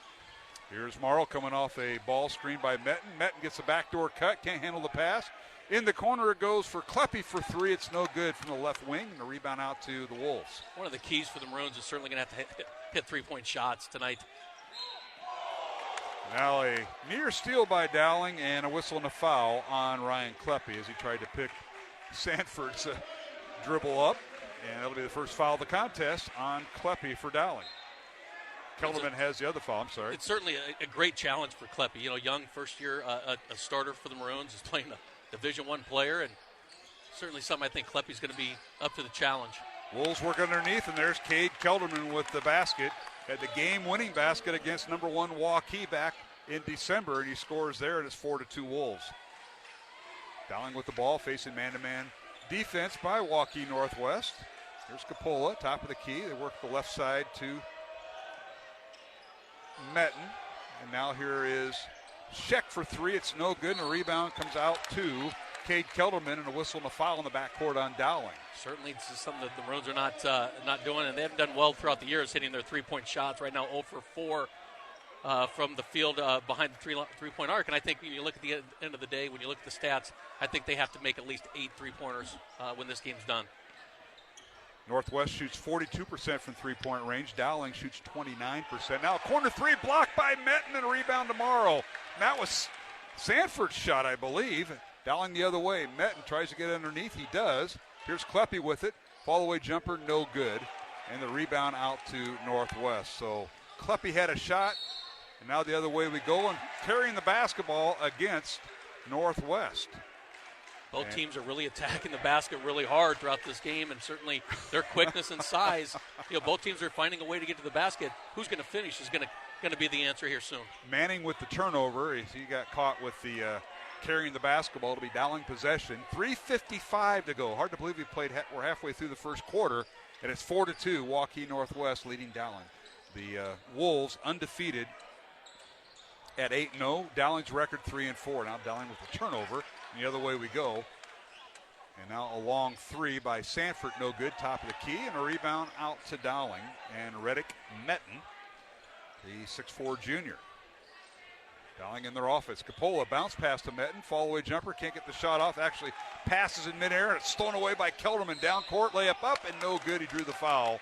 And free throws coming for Cade Kelderman, the 6'1 senior for Waukee Northwest. Just a couple times Riddick has gone to the basket, going to the basket hard, finding some way, but being contested and then getting lost in the air, and that's just a tough thing when you're underneath the basket and there's nowhere to go, and you're finding yourself throwing the ball out to turnovers. Well, fouls on Drew Morrow. His second. Free throw good by Kelderman.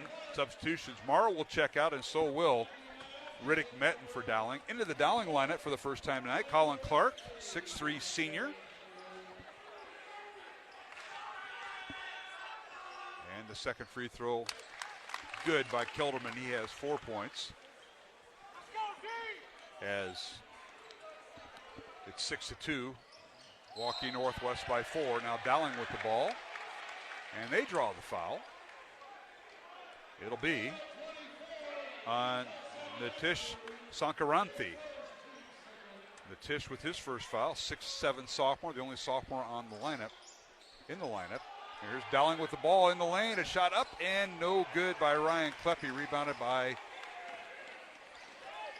Northwest. They dribble down court to get it underneath to Sankaranthi, and his shot up and good, and timeout called by Dowling, as Nyanji also in the lineup for Dowling. Andrew Nyanji. We'll keep it here, a 30-second timeout, 6'5 senior into the Dowling lineup, and all of a sudden it's 8-2 Northwest with under 3 minutes to play here in the first quarter. Just the first time you've seen Dowling get lost on the defensive end as the transition was happening on the turnover by the Maroons, just not finding their guys, and Nitish getting loose underneath and finding an easy basket underneath, and then, you know, in just 2-3 quick possessions down the court, Waukee Northwest has broken open to a 6-point lead early in the game. Tonight's game on Iowa Catholic Radio brought to you in part by our good friends at the Catholic Tuition Organization, Mercy One, and Skeffington's Formal Wear. Reminder tomorrow, boys wrestling, Dowling on the road at the 17-team Mendenhall Invitational up in Ames. It begins at 10 o'clock. Just saw Dowling wrestling coach Ryak Riet earlier tonight.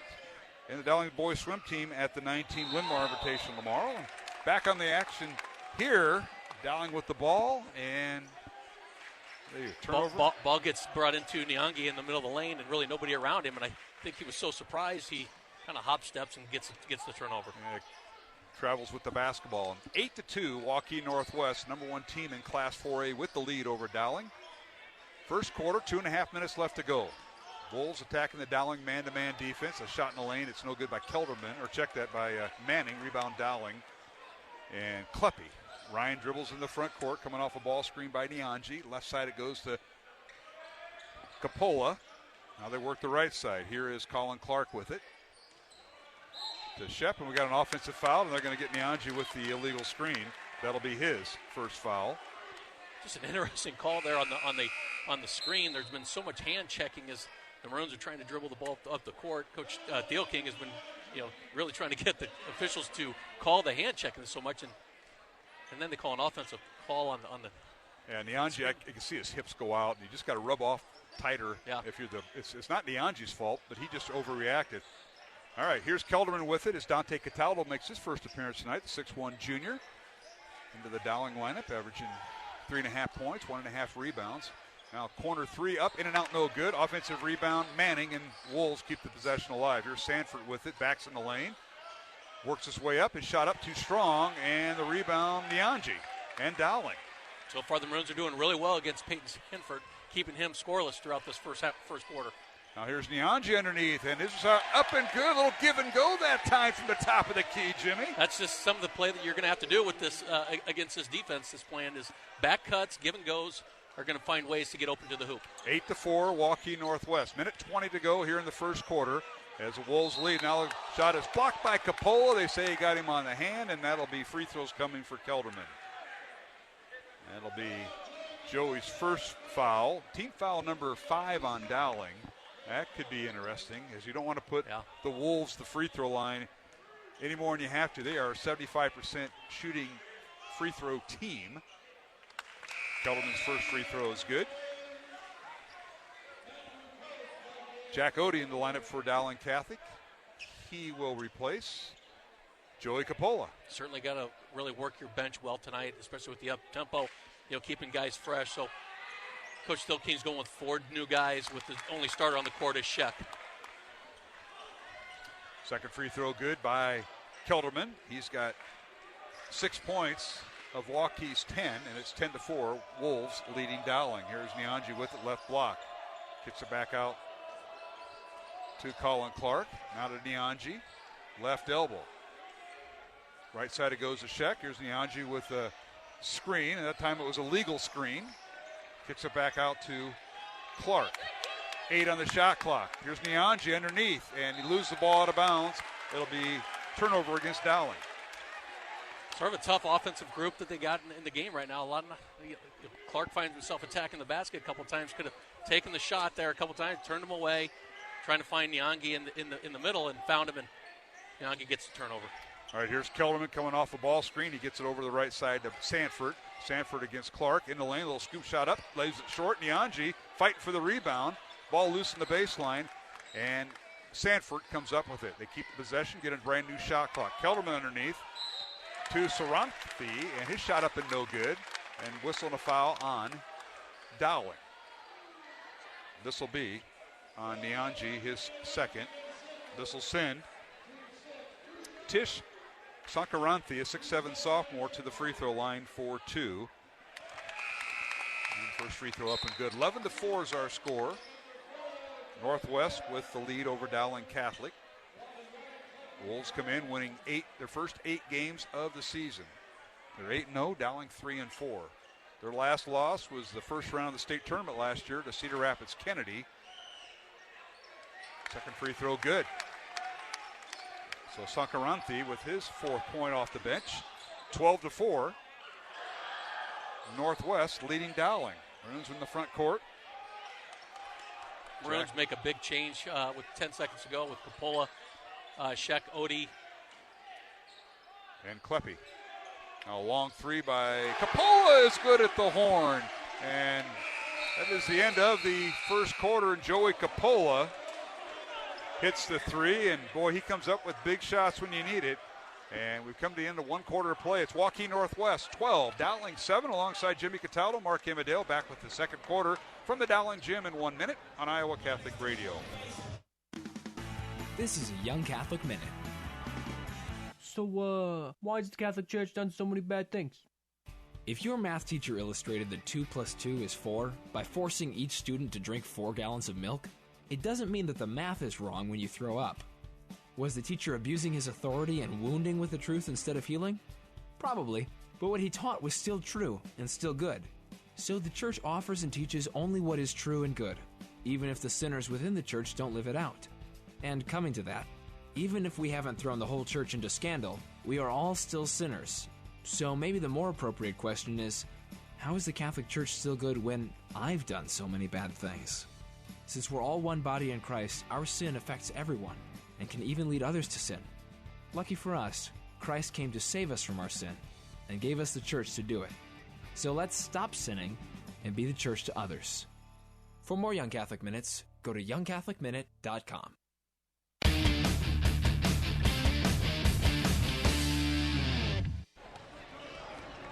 And we're back here at the Dowling Gym, and the end of one quarter of play. It's Waukee Northwest 12, Dowling Catholic 7. Mark Amadale, Jimmy Cataldo, Brian Sweeney as our producer tonight. And here's Sheck, a 3 to start the second quarter for Dowling. Davis Sheck with his 5th point. And the Maroons have now cut the Waukee lead to 2, 12-10, underway here in the second quarter, Jimmy. Big hit by Sheck, and that's certainly something they're going to have to do more often throughout this game. Now they lob it inside, does Waukee Northwest. Price Sanford getting the lob, and they say it went off the fingertips of Ryan Kleppe. Out of bounds to Northwest. Really close, really close. I think the entire Dowling bench believed it was out on Northwest, but not what the official saw. Now underneath, there's Sanford, strong move underneath, and he shoots and scores. It gets right between Ryan Kleppe and Reddick Metten. So Sanford with 4 points, and those are 4 quiet points right now. 14-10, Northwest with the lead. And now a long 3 by Coppola is no good, and rebound Sanford and the Wolves. Price will bring it up, and he's guarded by Kleppe. Long 3 up and good from the top of the key. Price Sanford with his 7th point, and he's got 5 in a row, and it's 17-10 Northwest. He's going to come alive, and you got to imagine, he gets his 24, 25 points in spurts. Here's Coppola dribbling baseline for Dowling. Maroons go right to left towards the south basket. Home white uniforms, maroon trim. Waukee Northwest, the Wolves, and they're all navy blue uniforms with white numbers, or white trim. Now Kleppe gets caught, leaves it for Kleppe, has it, and he draws the foul after the pass from Metten. Metten dribbled down, kicked it back out, and Kleppe will go to the line. Ryan, no points thus far. He'll have 2 free throws here, and the foul is on Grant Tigas, his first for Waukee. Just 3 team fouls on Northwest, and a lot of body, a lot of hands are going on throughout this game, and to have only 3 fouls on them, these officials are calling it pretty loose so far. 17-10, Northwest with the lead. Tonight's game on Iowa Catholic Radio brought to you in part by Dental Associates, Construction Professionals, and Ashworth Vision Clinic. Second free throw good by Kleppe. He's got 1 point tonight. 17-11, Waukee Northwest by 6. 6:15 to go, second quarter from the Dowling Gym. Packed house here tonight to see the number 1 team in boys basketball, the Northwest Wolves. Now Andrew Coase with it. Playing a little 2-man game, gets it over to Sanford. Everything goes to Price Sanford, fakes the 3, and now kicks it over in the corner. Good defense that time by Odie. Underneath, a shot up and no good. Drawing the foul is Henry Manning, and he'll go to the line for 2. Foul's going to go on Metten. Just his first foul, which has been good for Riddick, seeing that he's found foul trouble the last couple games early in the first quarter. So just his first foul here early in the second quarter. All right, Manning's first free throw, no good. Henry going to play Division II golf at the University of Central Missouri down in Warrensburg. That's his sport. Second free throw, good. So Manning with his first point tonight, and it's 18-11. Waukee Northwest by 7. Dowling in the front court here in the second quarter. Metten leaves it for Shep. Another 3, this time from the left wing, good. Davis Sheck shooting lights out. He has 8 of Dowling's 14 points, and it's 18-14 Northwest with 5.5 to go here in the second quarter. Jimmy? His second 3 of the game, which has been something that he's been working to get open throughout the game. And now down the lane, Kelderman's shot no good. Rebound Dowling underneath and reverse layup good. That is Riddick Metten with his first basket. The other night he was like 0 for 4 in that first half, and he finished strong, and that's the margin of error. He gets a nice reverse layup there. And it's 18-16 Northwest. Back come the Wolves, and Andrew Coast, a little soft jumper in the lane, good. 20-16 Waukee Northwest. The lead is now 4. The Wolves have led by as many as 6. Now Dowling with the ball. Here's Scheck. Underneath to Metten. On the right block. Turns, loses the ball, gets it back, spins, gets caught underneath the basket, and shot is up and hits the underside of the backboard. No good. Rebound Northwest. Here's Sanford with it. Step back 3. Up and in and out. No good. Rebound Scheck and Dowling. You keeping up there with the I tell you, it's a lot of chicken scratches going on my paper, but last time down the court, Riddick finds himself underneath the basket and then gets 3 guys on him, and he continues to try to push it up. 2 guys are wide open around him. And now Scheck trying to come out to the basketball and trips. I think he got tangled up with Andrew Coase, out of bounds to Northwest. The Wolves lead by 4 with 4:18 to go here in the second quarter. At halftime, we'll be joined by the athletic director and head football coach at Dowling Catholic, Tom Wilson, will join us here at halftime. You can stick around for that. You got a question or two you want to ask? I may. All right. We've got an extra microphone here, so we can do that.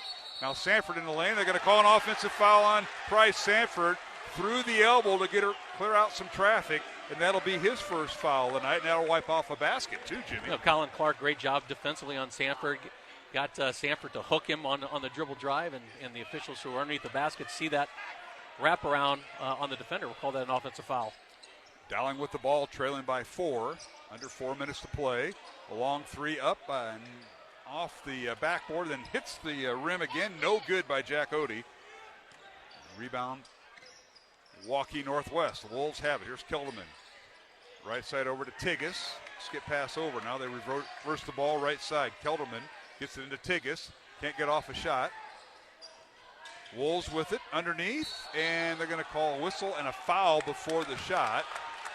And I know you wanted the dribble, and a foul will be on Dowling. And Riddick Metten, they're going to count the basket. Interesting, they're counting the basket on that. It seemed like that foul was called well inside the range of him having both feet on the ground, not even working to the basket. But I think there was so much action going underneath the basket that the officials saw something that certainly we didn't see. Well, Tigas will get credit for the basket. That's his first points tonight. Misses the free throw, and the rebound Dowling. 22-16, Wolves by 6. The number 1 team in the state leading Dowling here at the Dowling Gym tonight. And now here's Scheck again for 3. Good. He's got that spot. Hit it twice on the left wing. And he's hit once from the right side. Davis, Scheck with 8 points in the first half. He's got 3 threes here in the second quarter alone. It's 22-19. Waukee Northwest by 3. Now the Wolves have it. Kelderman, top of the key. Guarded by Coppola. Fall-away jumper, no good. And offensive rebound, Sanford on the weak side. And now we've got a violation of some kind. That was the... hang on a second here. Shot clock, I think. Yeah, shot clock didn't get reset. That's what it was. And they just took care of it. Meantime, Dowling will go with the substitution. Ryan Kleppe will check out. And checking in will be Dante Cataldo. Wolves inbound the ball. 2:50 to go here in the second quarter. Wolves by 3. And Sanford, a fall-away jumper in the lane. No good. Hits the glass and bounces off the rim. Rebound Dowling, and now Coppola turns it over. In the lane, Kelderman, his shot no good. Rebound Clark and Dowling. Both teams come up empty. Just an empty possession the Maroons had the last time, but still, continue to keep this lead within reach. Just down 3 with 2.5 minutes left to go in the half. Here's Scheck in the lane and puts up a shot. They're going to wave it off. They say the foul before the shot. Out of bounds, Dowling, as Davis hits the floor, and a whistle and a foul will be called on Grant Tigas, his second.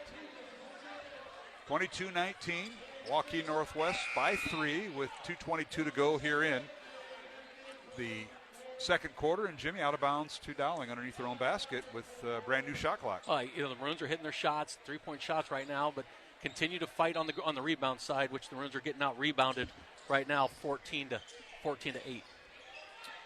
All right, here's Metten back in, spins in the lane, and draws the foul as Waukee Northwest answers with Natish Sankaranthi, and he draws the foul. That will be his second. Natish, nicknamed Tish, probably easier to say than his last name. But, right, yeah. Coach Watson told me, and his foul will send Metten to the free throw line. He already has 2 points. It'll be 2 shots here for Riddick. And the first one no good. Tonight's game on Iowa Catholic Radio brought to you in part by Mercy One, Dental Associates, and Construction Professionals. Mark Amadale alongside Jimmy Cataldo for Game 2. Scott Babinet was with me in Game 1. Brian Sweeney, our studio producer tonight. Second free throw, no good.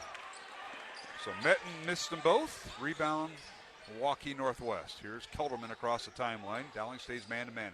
Haven't seen zone tonight. Now a backdoor cut and a layup good by Kelderman. Beautiful pass from the top of the key and a foul on Dowling. That'll be on Colin Clark, his first. Colin got a little sleepy on that when the ball was on the other side of the court. You know, and that's just one thing you just can't take your attention off of Peyton Sanford. He's so talented. He was just quick to the backdoor cut. Got a step on Colin and finished the N1. And the N1 is good. So 10 points now for Price Sanford here in the first half. 25-19. The Wolves lead by 6. That equals their largest lead of the night. Here's Capola with it.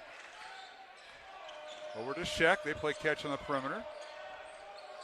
Out to Metten. Dowling 4 out. And no one in right now. Now Metten goes in the lane. Dante Cataldo with it on the left block. Maroons got to keep their spacing with this very long Northwest team. Now here's Capola with 5 in the shot clock. Underneath the Metten in the corner. And a long 3 by Sheck is no good off the back iron. The rebound comes out to Sanford and the Northwest Wolves. Here's Sanford down the lane on the right side. Shot up, no good. Drew the foul, and he'll be at the free throw line for 2. Fouls on Dowling. And this will be on Riddick Metten, his third. And that'll get Jack Odie into the lineup at the next opportunity. They just have 2 on Riddick right now. And free throws coming for, hope that's right, for Sanford. First one up and good. Sanford, an 86% free throw shooter, leads the team. Tonight's game on Iowa Catholic Radio brought to you in part by the Catholic Tuition Organization, Construction Professionals, and Mercy One. First free throw good, 26-19. Wolves by 7. Second free throw by Sanford, good. And he now has 12 points.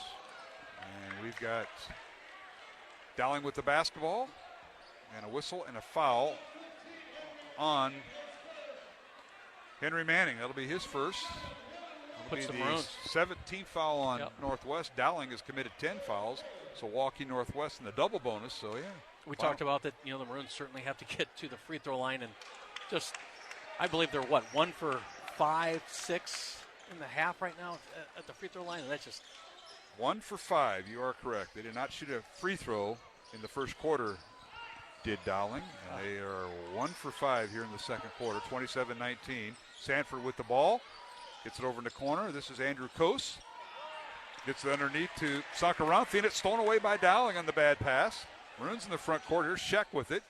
Leaves it for Capola. Over to Cataldo. Dante dribbles into traffic, and the ball is tipped out of bounds, and it went off of either Cataldo or Clark. It'll be Waukee Northwest basketball as they get the floor cleaned up right in front of the Waukee Northwest bench. It's just one of those where you just got to continue to. Dante had the lane to his left and had Sanford on it, but had the step. And it closed off quickly. And now underneath, scoop shot by Kelderman is good as he got loose from the right side. And Kelderman now with 8 points. And the lead is now 10 for Northwest, their largest of the night. Dowling with the ball. Got to be careful here, the final 30 seconds of the game. 20 on the shot clock, so about a 10-second differential. Here's Odie with it. Hands it off to Sheck. And almost can say this, Jimmy, both teams have stayed man this whole first half. We haven't seen any zone. Now Sheck loses the ball, went down the left side, couldn't get off the shot. 5 seconds to go. Kelderman with it in the lane, looking, scouring, tries a reverse pass, leaves it for Manning for three. It's good. The basket will count. And the Wolves are going to end with a potential 4-point play at the end of the first half. Wow. Manning for three, and he'll get a free throw here with no time left on the clock. And he eyes the bucket. This will be an untimed down, as you would call it in football, and the free throw is no good. And we go to halftime with Waukee Northwest leading Dowling Catholic 32-19. And Jimmy, it was I told you got to be careful in that final minute, and that's where you got to watch. And they got a great shot by Manning of all places to come down with it. When you look at the second quarter, the Maroons got the score down to 22-19, and right in the ball game, and then they had the possession on top of that. Get the turnover. They turn the ball over, and Northwest goes on a 10-0 run to finish the half and extend the lead 32-19. And you talked about the man-to-man defense. It's just I don't think that the zone will help. The good shooting of Northwest really doesn't help you much in this. I think they're doing a fairly good job with Sanford. It's just where they're getting beat is in the back cuts, is on the offensive rebounds that we saw, and then the Maroons just going 1 for 5 at the free throw line. Those are big makes in a top game like this that you just got to take advantage of, and the Maroons are falling short in that spot. All right, we go to halftime with Waukee Northwest, number one team in Class 4A, leading Dowling Catholic 32-19 here at the Dowling Gym. Earlier tonight, it was the 8th-ranked Dowling girls defeating 9th-ranked Waukee Northwest 47-38 in Game 1 of our girl-boy doubleheader. Dowling girls improved to 7-4 on the year, and Waukee Northwest falls to 4-5. We'll be joined at halftime by athletic director and head football coach Tom Wilson as we take a break. And we'll be back to the Dowling Gym with Coach Wilson's interview, so hope you stay tuned for that. And you're listening to Dowling Catholic Girls and Boys Basketball on the Iowa Catholic Radio Network. Iowa Catholic Radio is now available on your smart speaker. Step 1, say, Alexa, enable the Iowa Catholic Radio skill. Or enable it through your Alexa app. Step 2, say, Alexa, open Iowa Catholic Radio. Now enjoy listening to Iowa Catholic Radio through your smart speaker. The Catholic Tuition Organization provides tuition assistance for families to send their kids to our Catholic schools and 65% Iowa tax credits for you. Give to ctoiowa.org. Support for Iowa Catholic Radio is provided by Skeffington's Formalware, in business since 1951, with locations in Des Moines, West Des Moines, Coralville, and Ankeny. Skeffington's Formalware, fitting you for life celebrations. Online at skeffingtons.com. The leading Catholic voices are on the largest Catholic media network in Iowa. Venerable Fulton Sheen, Theresa Tomeo, Jerry Usher. You're listening to the Iowa Catholic Radio Network. Listener-supported Iowa Catholic Radio, 1150 AM KWKY Des Moines, 94.5 FM K233BT Des Moines, 88.5 FM KIHS Adel. Online anytime at iowacatholicradio.com.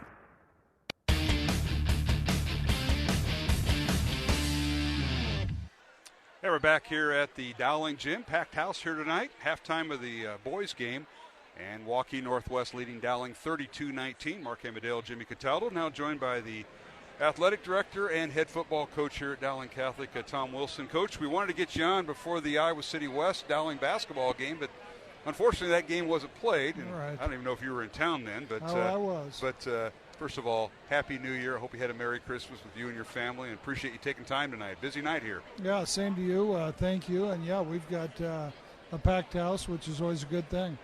Well, high school basketball, the winter sports season going on, but what a football it was. What a fall it was for here at Dowling. And I know we didn't get a chance to talk to you post-game too much after the final contest, but what a year you had on the football field. Got a lot to look forward to next year. I know that process starts actually Monday with the early morning workouts for the kids that aren't out for winter sports. But congratulations on a great season. I know it's tough to see it come to an end. Especially against your arch rival, the Valley Tigers, but very memorable year, and a year in which you had, I believe, 41 seniors on your club. That is just amazing, Coach. Well, it is. We had a great group, and they did have an outstanding year. The ending, as you mentioned, was disappointing and certainly leaves a bad taste in our mouth. And we'll get over that in a few years probably. But that's the way it goes sometimes, and we were outplayed on that night, and we did have a lot of seniors, and as I mentioned, they were great kids to be around and a lot of fun to have, and certainly hate to see them go, but we do return some talent and look forward to their opportunities. And as you mentioned, we've got an awful lot of work to do, and hopefully we can get that started and get that off on the right foot. Coach, it's so important, off-season condition. That's where your teams are made, in the off-season. Some teams start in the summer, and you start here in second semester, which started here yesterday here at Dowling, and you're going to have all the kids that are basically not out for a fall sport, going to those early morning workouts, and that's for all stuff. And your staff, your coaching staff, and the staff here at Dowling, training staff, whatever, do a great job with that. There's some early morning hours. They put in the work between now and spring break. Oh, they will. We feel like that really makes our programs, and you know, the nice thing about it is it's not just a football thing, it's an athletic thing, and we get coaches from a lot of different sports to help us out, and obviously our football staff drives an awful lot of that, but yet we get participation from a ton of kids, both boys and girls, and I would imagine there'll be 200 kids in there come next week. You know, Coach, we talked about the 2022 season. You know, try to put a bow on it a little bit and talk about some of the kids that are continuing on past their senior year, continuing on to play football at the next level. Yeah, there's a lot of that's we have yet to figure out. Obviously, you get kids like Jackson Smolik. A lot of talk about him obviously going to Penn State. Jalen Thompson is going to walk on at Iowa. George Nahas is going to walk on at Iowa State. Then we have, you know, other kids that have opportunities. I just had Braden Pearson in my office today talking about, you know, what his opportunity is going to be. Justice Williams, still trying to figure that out, and Carson Hagan, we're certainly going to find him a home. He's worried about wrestling now, but plans to play some college football. So we've had kids with opportunities. I'm probably missing somebody, but certainly did a great job. I think, you know, somebody like Cooper Nicholson will go play baseball. Bo Gamble will go play baseball, and that's the beauty of our multi-sport kids. And I think that's what makes the athletic department, you know, so unique in the sense that these other sports are driven by multi-sports athletes. And you mentioned Carter Nicholson, who had a tremendous, you know, football season career over the last 2 years, and Bo Gamble. But you look at Ralston Rumley, who's a tremendous wrestler, and he's going on. Noah Seamer really came on strong in his 2 to 3 years at football. We also talked about Jake Anderson throughout the year, you know, one of the very, very few 3-year starters that we've had in our program, but so many multi-sport athletes that really make all the sports happen around Dowling. But you mentioned the early morning workouts and how that is attended by so many kids, and I help out with that, and you know, for those listeners to understand that, you know, we have 100, 150 boys and girls who participate, and it's not just kids who are not out for sport, but it's kids who just want to make themselves better. And so you have kids who are out for fall sport, winter sport, and those who are working for that next sport. It's really, really important to our, you know, development of our kids. It's great for injury prevention. It's great for self-esteem, to be honest with you, because some of those young kids come in and they're unsure of where they fit. Well, they start finding a place for them to fit. Just they're working with the people they go to school with. Well, winter sports are underway. Of course, girls and boys basketball.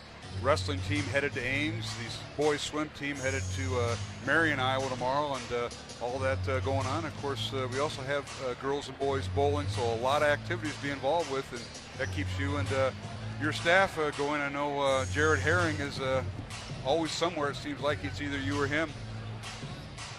Yeah, it's we're off and running, and we were pretty fortunate before Christmas. Just we didn't have many home games and things like that, and that was just allowed me to catch my breath. It wasn't on purpose; it just worked out that way. And as you mentioned, you know, we've got people going all over the place. Really off to a pretty good start. This this basketball schedule is a grind, and there's going to be good nights and bad nights, and I think we've seen a lot of that. Coach, before we let you go, you're going to get the district football schedule should be coming out in the next month or so, I'm kind of guessing here, and your thoughts about that, because you're going to get a brand new opponent for the next 2 years. Well, we kind of figure we're going to get a tough schedule like what we always get, and that's the way it's drawn up nowadays, and our job is to get ourselves ready to compete with it. All right. Well, we appreciate you taking time. Coach Wilson, join us. You get any complaints about my partner tonight? I know Babinet's fine, but this guy, you get complaints on Monday mornings? Yeah, we'll take that off the air. Okay. You heard that, folks, off the air. Tom, thank you. Yeah, thank you. Tom Wilson, and we appreciate all he does helping us with our broadcast throughout the football season. We'll take a break and come back. It's Dowling and Waukee Northwest. Halftime score, Waukee Northwest 32, Dowling 19. Back in 1 minute here on the Iowa Catholic Radio Network. Did you know you have a choice in your child's education? Smaller class sizes, dedicated teachers, a sense of community, and a caring learning environment. Whether it's in the classroom or at home, Diocese of Des Moines Catholic Schools deliver the best value in education, and we offer tuition assistance to help you afford it. Learn more about how the Catholic schools in the Des Moines Diocese might be the right choice for your child. Visit dmdiocese.org/schools. Hi, this is Matt Wilcom from Iowa Catholic Radio. In this season of new beginnings, it's a chance to reconsider priorities and reset relationships, including with God. We're here to help make that happen for listeners like Addie, who says, Iowa Catholic Radio grows my knowledge. Every time I turn on the station, I feel like I'm learning. Are you feeling the call to help others know just how much God loves them? Consider a gift of $30 a month at iowacatholicradio.com. That's iowacatholicradio.com. Thank you.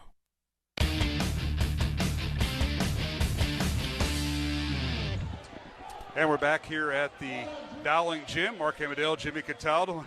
While we were away, they started the second half, and Drew Morrow picks up foul number 3 and 4 here in the second half. And Drew was sitting down for most of that first half. He has no points tonight, and now he's going to have to come to the bench, but he's still in the ball game. They can't get him out in time. As it's 32-19, Waukee Northwest leading Dowling as we're underway here in the second quarter. And a whistle and a foul on Ryan Kleppe. That'll be his second. No, actually, so what happened at the beginning was the first foul was on Kleppe, not Morrow. So that's two fouls this half on Kleppe, which now he's at 4. 4 on Kleppe, and now Morrow with 3. Morrow with 3. Okay, so they just corrected that on the board, and it's 3 team fouls on Dowling to start the second half. And that is not what you want to do against this high-scoring Waukee Northwest team. And the free throw is in and out, no good by the Wolves and Sanford. As he makes the first, gets the second. He's got 13 points now, does Price Sanford. Dowling with the ball, and Shep dribbles between Andrew Coase, and Coase picks up the foul. 33-19. Waukee Northwest with the lead. 7 minutes left to go, third quarter. Here's a catch-and-shoot three-pointer by Capola, no good from the left wing. Rebound Wolves. Waukee Northwest going right to left, traveling now on Kelderman. And Jimmy, give us a halftime update with our stats. Halftime team update stats. Dowling, 3 of 8 from the field, 4 of 12 from the three-point arc, 12 total rebounds, and 7 turnovers for Waukee Northwest. 8 of 14 from the field, 2 of 9 from the three-point arc, 17 rebounds and just 3 turnovers. Dowling with the ball. They have it in the front court. This is Metten in the lane, spins, whirls, and shoots and scores. Nice move by Riddick Metten. He's really gotten that down. Well, he's finding himself to the rim and finding himself to the rim often. Just a couple times he got caught in the first half up in the air with really nowhere to go, and turns the ball over. But him finishing is a good thing. 4 points for Metten, and now the ball knocked out of bounds on the away from us. Waukee Northwest with possession, and Maroons thought they might have got a break, but the referee said no. Tim Osterhaus, Benjamin Applegate, and Bryant Abel are 3 officials tonight, and now Stanford's going to be whistled for the travel. So Price Sanford with the turnover. He has 13 points tonight, and Dowling will take over, trailing by 12. This is the Wolves' largest lead here in the contest. Dowling with the ball. Haven't seen any zone yet in this contest. Well, it just becomes tough for the Maroons. I mentioned in the first half is Waukee Northwest is such a good three-point shooting team. Is, you know, what do you live by the zone and get beat by the three, or do you try to play a man-to-man? And that's what they've chosen to do. Now here's Coppola for three, right wing. It's no good. Fight for the rebound, and Sanford comes away with it for the Wolves. Out to Kelderman. They go right to left towards the south basket here. Wearing their road blue uniforms, white trim. Corner three, up and good. The basket will count. And again, a foul on Dowling. This will be on Metten, and this will be his fourth. And they'll count the three-point basket. So going to the free throw line for the Wolves will be Grant Tigas. That happened right before the half, and that's when Manning hit the three, but he couldn't convert the free throw. So the Maroons are finding themselves in a little bit of foul trouble here. I believe that's number 3 on Riddick. Yep, number 3 on Riddick. You have 3 fouls on Morrow. You have Kleppe sitting on the bench with 4. And the free throw good by Tigas. So all of a sudden he's got 6 points. And Metten, as you mentioned, with 3 fouls. And now Dowling with a long three. It's no good by Scheck. And the ball tapped out of bounds off of Dowling. So the Maroons are just looking, for that quick come off the pick 3-point shot, and being down 16. I think they just got to find their ways, get into the basket, trust in that, try to cut into this lead. We'll take a 1-minute break. 37-21. Waukee Northwest leads Dowling. 5.5 minutes left to go, third quarter, and you're listening to Dowling Catholic basketball here on the Iowa Catholic Radio Network. Cresta in the afternoon. With me right now is George Weigel. Ratzinger had the mind of 12 professors and the simple piety of a child making their first Holy Communion. That's a very powerful combination, and the two obviously influenced each other. At the center of that was this profound sense that it is the person of Jesus Christ, and through meeting him, we come to the church.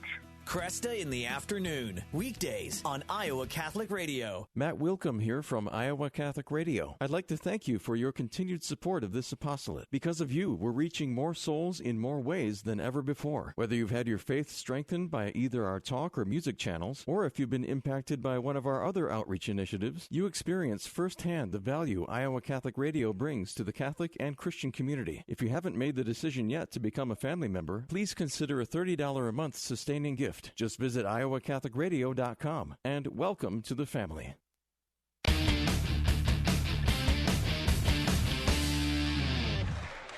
And we're back here at the Dowling Gym. Waukee Northwest leading 37-21. Wolves have the ball, and they draw a foul. This will be on Colin Clark, his second. Team foul number 5 on Dowling here in the third quarter. And the Wolves inbound the ball. And a shot inside by Sanford is no good. Rebound Dowling. Here's Drew Morrow. Drew has not scored tonight in the lane and dishes off the ball in the corner and to Clark, and he drew the foul on the pass. I think they're just going to find some different ways to set picks for Drew, work him off because his dribble drive right now is not as effective as I think Waukee Northwest has scouted so well, and they're collapsing on him as he dribble drives. One guy setting up for charges each time. Here's Clark with it, and now corner 3 by Coppola is good. So Joey Coppola with his second three-pointer of the night. He's got 6 points, 37-24. Northwest by 13. Under 5 minutes to play, third quarter. Kelderman in the lane, and he has the ball knocked away, and Scheck thought he had it off his leg and thigh, and the officials give it to the Wolves. They'll inbound it with 25 in the shot clock. They get it into Tigas. Now top it goes to Manning. Dribbles down the left wing. Underneath, he leaves it for Manning. His shot up and no good. And rebound out to Dowling. There's Coppola with it in the front court. He and Morrow play catch in the perimeter.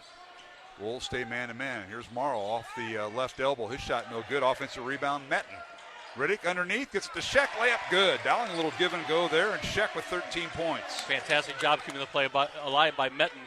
Hustling over for a loose ball rebound, offensive side, but great job by Scheck cutting to the basket. And now an illegal screen call against Waukee. And they're going to get Tigas for the illegal screen. That's his third foul. 37-26. The Wolves' lead is 11. Bianchi got called earlier. And Here's Dowling with the ball. Metten in the front court. Dribble handoff to Scheck, coming off a ball screen by Metten. Can't get it back to him. Now Clark on the baseline gets loose. In the corner to Morrow. Corner three, up, good! Drew Morrow with the corner three. Timeout Dowling, and the Maroons have cut the lead to 8 rather, 37-29 with just under 4 minutes to play. And this will be a full timeout. We'll take it with them. 3:57 left to go here in the third quarter. Waukee Northwest 37, Dowling 29 on Iowa Catholic Radio.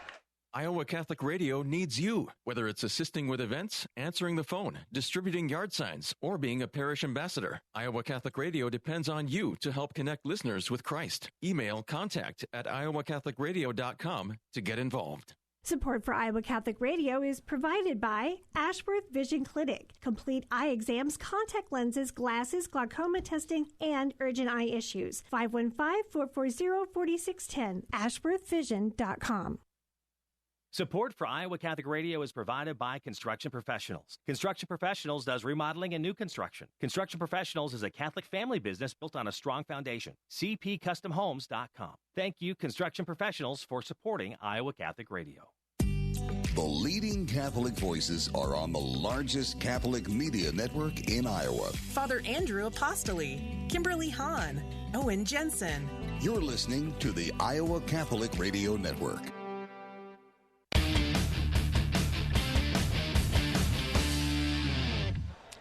And we're back here at the Dowling Gym. Friday night high school girls and boys basketball.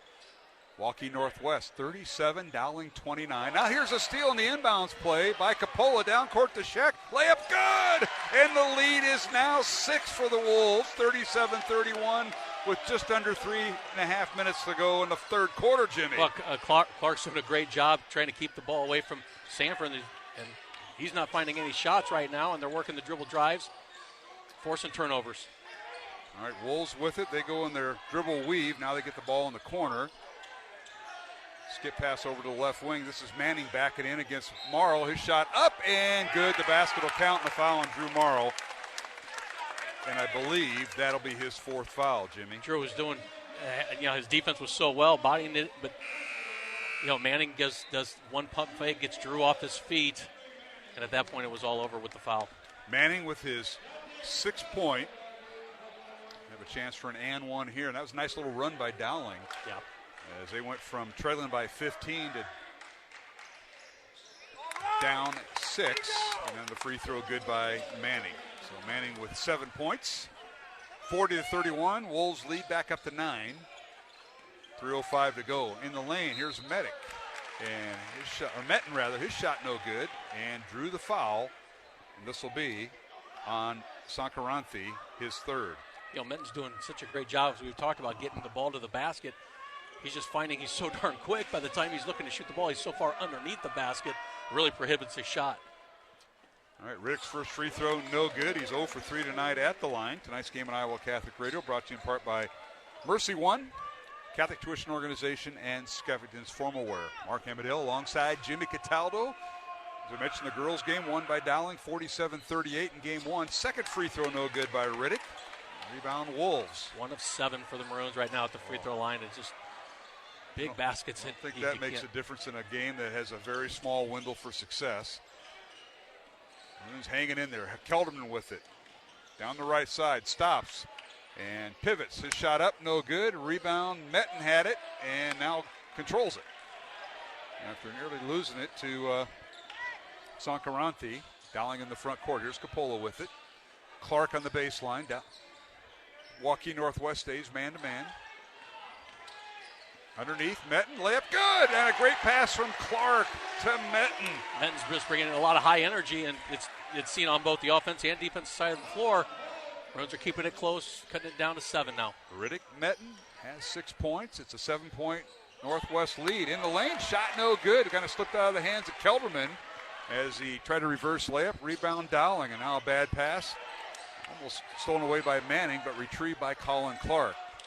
So it'll be Capola, Clark, Scheck, Metten, and Dante Cataldo for the Maroons. Now Metten for three. Good from the top of the key, Riddick Metten. You know, he's 0 for 4 from the free throw line, but he can knock down the three, and it's a 4-point Waukee Northwest lead.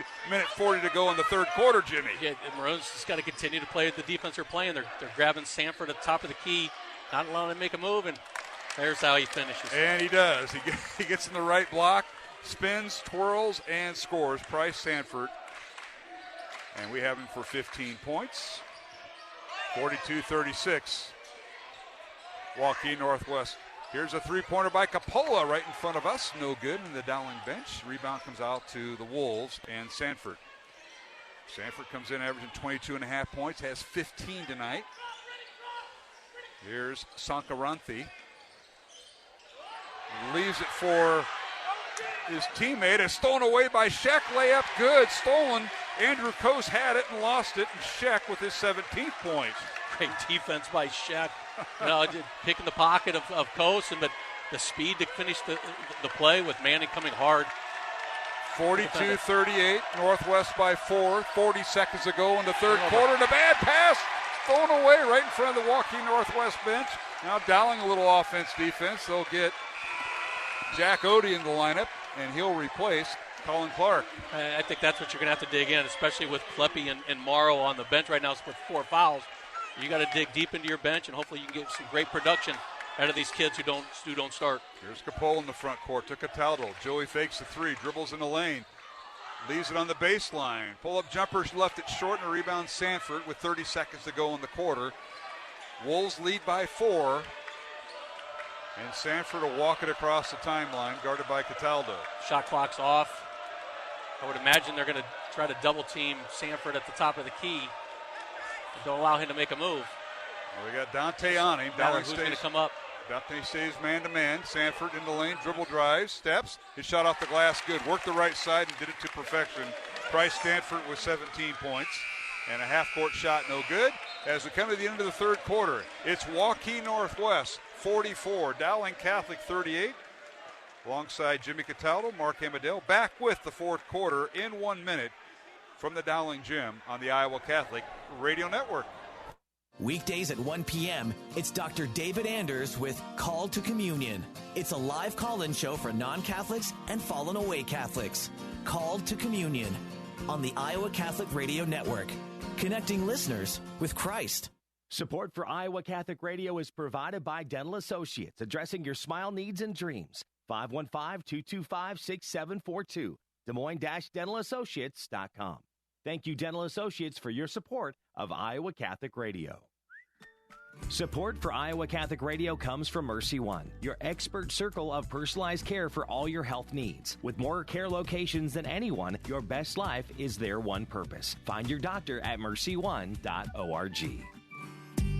The leading Catholic voices are on the largest Catholic media network in Iowa. Father William Casey, Kristalina Everett, Dr. Greg Popchak. You're listening to the Iowa Catholic Radio Network.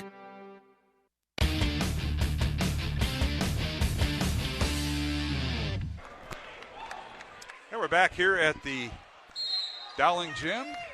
Underway here in the fourth quarter. Dowling will have the basketball. 44-38, number 1 Waukee Northwest leading Dowling. Maroons bring Nyanji into the post.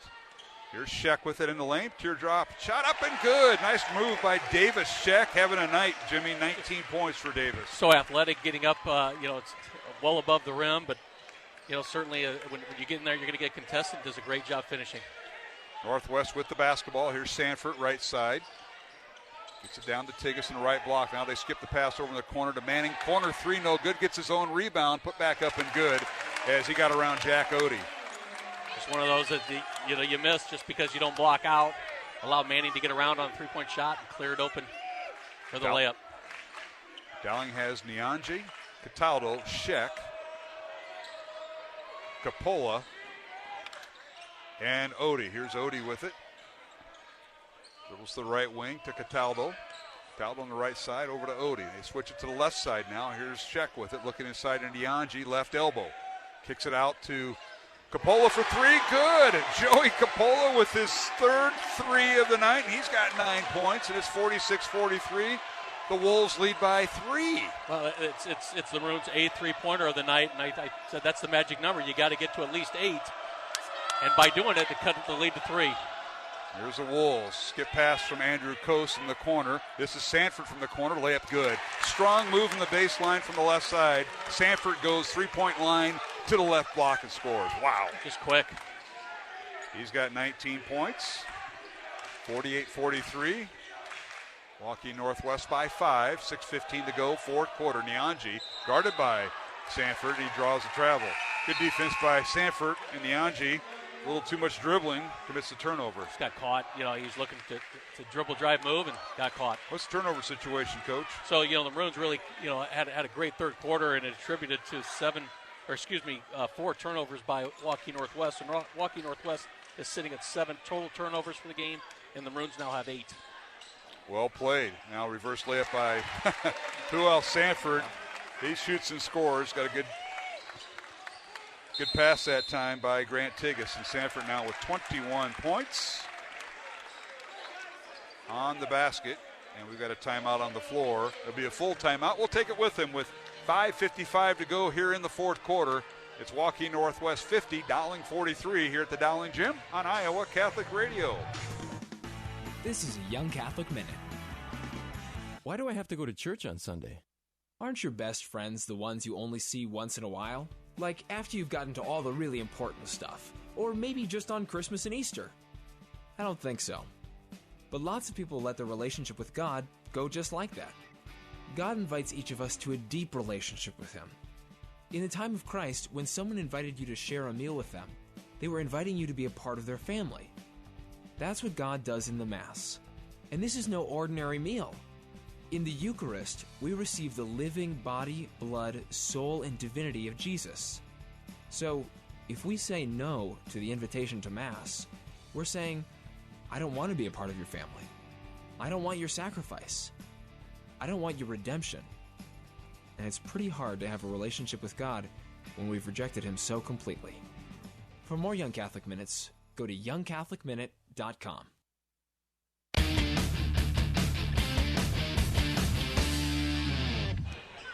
And we're back here at the Dowling Gym out of the Dowling timeout. 50-43. Waukee Northwest by 3. Fall away corner 3. Good by Joey Capola. And boy, he has lit it up here in the fourth quarter. That is Joey's third 3 of the second half. Coming out of a timeout, and just a big timeout for Coach Steelking. 12 points for Capola. 50-46. Waukee Northwest. Here's Sanford again, spins in the lane, an offensive foul. They're going to get him for the push-off, and a great job by the Dowling defender that time, and that was Colin Clark. Colin, just a strong kid who's not going to give up much to Sanford and continue to move his feet. Got squared on the push-off. Dowling a chance to cut it to 2 or maybe 1. You never know.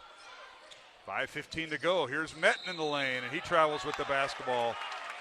Had the right idea, but he drug his pivot foot on that last spin, and he drug it, and that's what the officials caught. So it'll be a turnover against Dowling, and the Wolves will have it with 5:15 to go in the fourth. I think what Coach Steelking is saying to this official is that, they're seeing that move over and over by Waukee and hasn't called it once. And certainly Riddick, had a nice smooth move there. He did.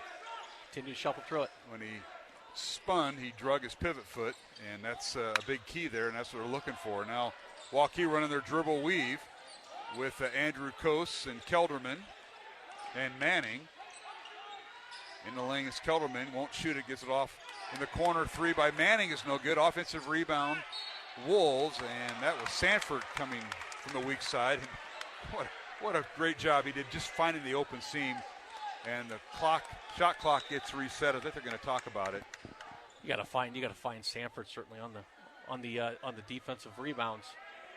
Leads the state right now in rebounds, and averaging 10 rebounds a game is Sanford. So he's certainly going to find his way to the basket to get the rebounds. Yeah, the University of Iowa commit having quite the night for the Wolves. We got him with 21 points, and now they adjust the shot clock. Inbounds, they steal the ball. Metten with the steal right in front of Sanford. They try to go to him. Dowling with the ball. And a whistle and a foul on the Wolves as Colin Clark got caught up with someone. And they're going to call the foul on Waukee Northwest. That'll be on Andrew Coase, his third. Team foul number 6 on the Wolves. 16 fouls on Dowling, so we're shooting 1-and-1s, both teams the rest of the way. Here's Marr coming off a ball screen. His shot up and no good. Fight for the rebound, and Waukee Northwest comes away with it with Tigas. And a backcourt foul on Metten, and that might be his 5th. That would be his 4th. Or is it his 4th? We're looking and waiting. They got him for 4, says Kevin Oddie. So free throws coming. It'll be a 1-and-1 now for Tigas. He'll go to the line. I didn't get a chance to see it, but I know Riddick was on the ground here. Yeah, and I think that's where the foul was. I don't know if he grabbed his ankles or his legs, but free throws coming now for Tigas. First free throw is good. Grant Tigas, averaging 6.5 points, 4.5 rebounds. One of those quiet senior starters. Or check that, junior starters. First one is good. Second one on the way. Good. 3 out of 4 at the line. 8 points for Grant Tigas. It's 52-46. Wolves by 6. 4:15 to go. Fourth quarter here at the Dowling Gym. Dowling girls a winner tonight. 47-38 over Waukee in game 1 of our doubleheader. Here's Marr with it on the baseline. Looking. Underneath. Gets caught and draws the foul. As he came to a jump stop. Didn't have the best angle. And the foul will be on Grant Tigas, his 4th.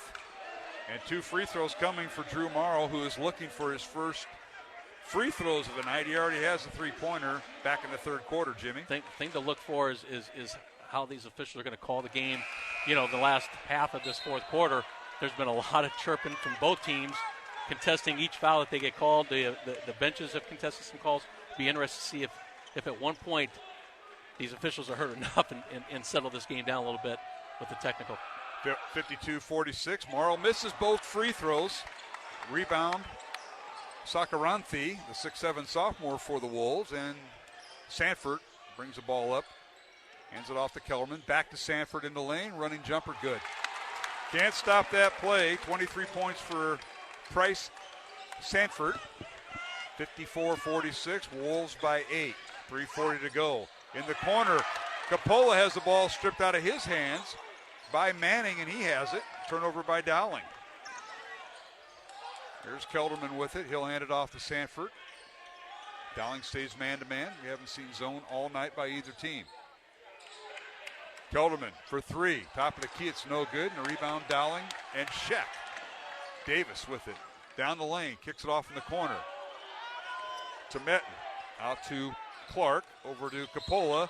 And a whistle and a foul on Manning, and that is his 2nd.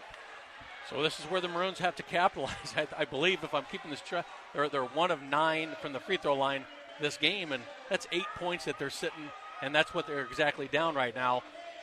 You look back and say, gosh, we got to hit our free throws here. All right, Coppola to the line.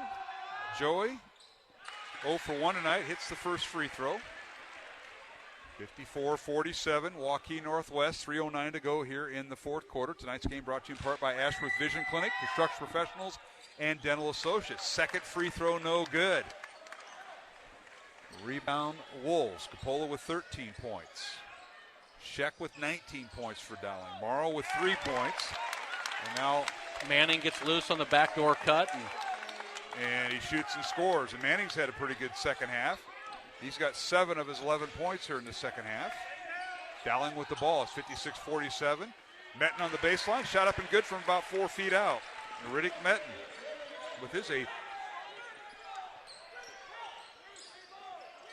With his 11th point, And it's 56-49. Wolves by 7. This time Sanford works the left side and shot up. And might have been blocked by Clark. Rebounded into the hands of Coase as the Wolves keep the possession. 15 on the shot clock. Watch a pick and roll by Sanford sitting at the 3-point line. Kelderman in the lane, and Coppola pokes it away. Steal by Dowling. Coppola gets it back. Now to Scheck, over to Morrow. Drew spins, and he travels with the basketball. Oh, such a big possession for the Maroons there. And a technical and foul. There it is. Yeah, technical foul called on Dowling, I believe. I think it's going to be Riddick. And it will be. Metten with his 5th. He'll foul out with 11 points.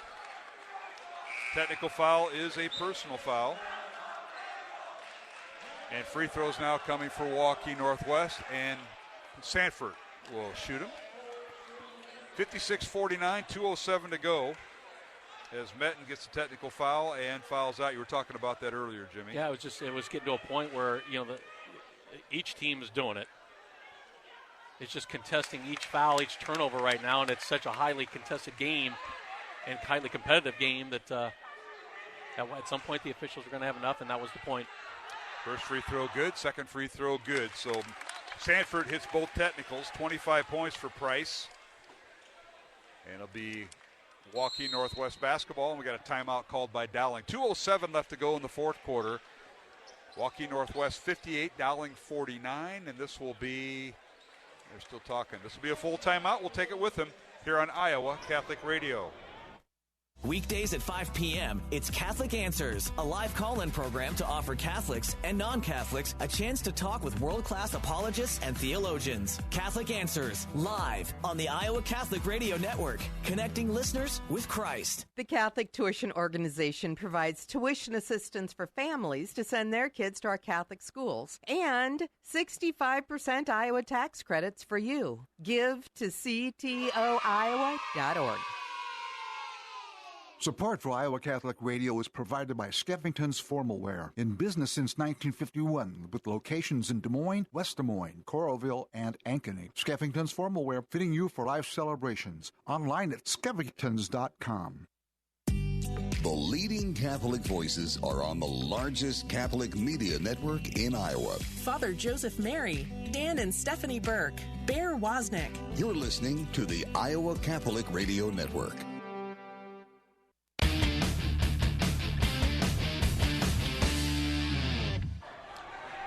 We're back here at the Dowling Gym. Mark Amadale alongside Jimmy Cataldo. Excellent night. Great crowd here at the Dowling Gym. Dowling and Waukee Northwest. The Waukee Northwest boys ranked number 1 in Class 4A. They're 8-0. It's 58-49. 2 minutes to play. And the Wolves throw it away. Pass intended for Tigas out in the out-of-bounds play, and he lost it. It'll be Dowling basketball. And the Maroons hanging around, Jimmy. I think just a little bit of communication coming out of the timeout. Had a play drawn up, and Tigas just wasn't ready for that inbounds pass to the side. All right, Riddick Metten fouls out with 11 points, and now Dowling guilty of another turnover as they're in their own offensive end, and a very small lineup out there for Dowling, Jimmy, but the Maroons permitted another turnover. That's the second time we've seen the travel call. You talked about the margin of error being so tight in a game like this. Yeah. That's turnover number 5 for the Maroons just in the fourth quarter alone. All right, Waukee inbounds the ball. They get it to Sanford. Wolves go right to left towards the south basket here at the Dowling Gym. Reminder, our next broadcast will be this coming Tuesday night. Dowling and Ankeny Centennial right here at the Dowling Gym. And then next Friday night we'll be here against Valley in a girl-boy doubleheader. We'll be on the air Tuesday and Friday at 6 o'clock for both contests. Wolves working the shot clock. Kelderman, 10 on the shot clock, working down in the lane. Shot up and leaves it short. Rebound Clark. And he hits the deck, and that's one of those calls. Probably the ball was off Clark, but they didn't give Kelderman a foul because that really is what happened, and it'll be Dowling basketball. Officials will do that, that they'll let him play, but if the ball goes out and it looks like it was part of a foul and they didn't call it, they'll give the ball to the rebounding team. So Dowling with the ball. Marr for 3. It's up and no good. Ball clangs around on the floor, and Kelderman comes up with it. Why not? And a reach-in foul on Dowling, and that'll be on Coppola. And Joey with his first foul. 64 seconds remaining in the fourth quarter. That's team foul number 9 on Dowling. Northwest has 8 team fouls, so be a 1-and-1 coming up for Cade Kelderman. He had 8 points at halftime, Jimmy, and he has yet to score here in the fourth quarter. Free throw no good. Rebound Dowling. Keep talking to that because you are the jinx of all jinx. Thank you. Thank you. I know the Waukee fans will send their mail. Here's Morrow for 3, no good. Bodies hit the floor, and we got a loose ball foul. As the shot was no good, and bodies hit the floor, and they're all getting up. That's the most important thing. As Tigas is still on the floor, he's slowly getting up, and got a whistle and a foul on Odie. And that'll be his second foul. Free throws coming. Jack's sitting there. He goes, I'm just sitting there for the rebound. Everything gets rolled into me. How do I get called for the foul? You know, what it looked like is that Colin Clark was cutting through the lane to fight for the rebound, lost his footing, and then 3 guys start toppling. That's 10th team foul on Dowling. Sanford will get 2 free throws. First one is up and good. 26 points for Price Sanford. 59-49, 10-point lead.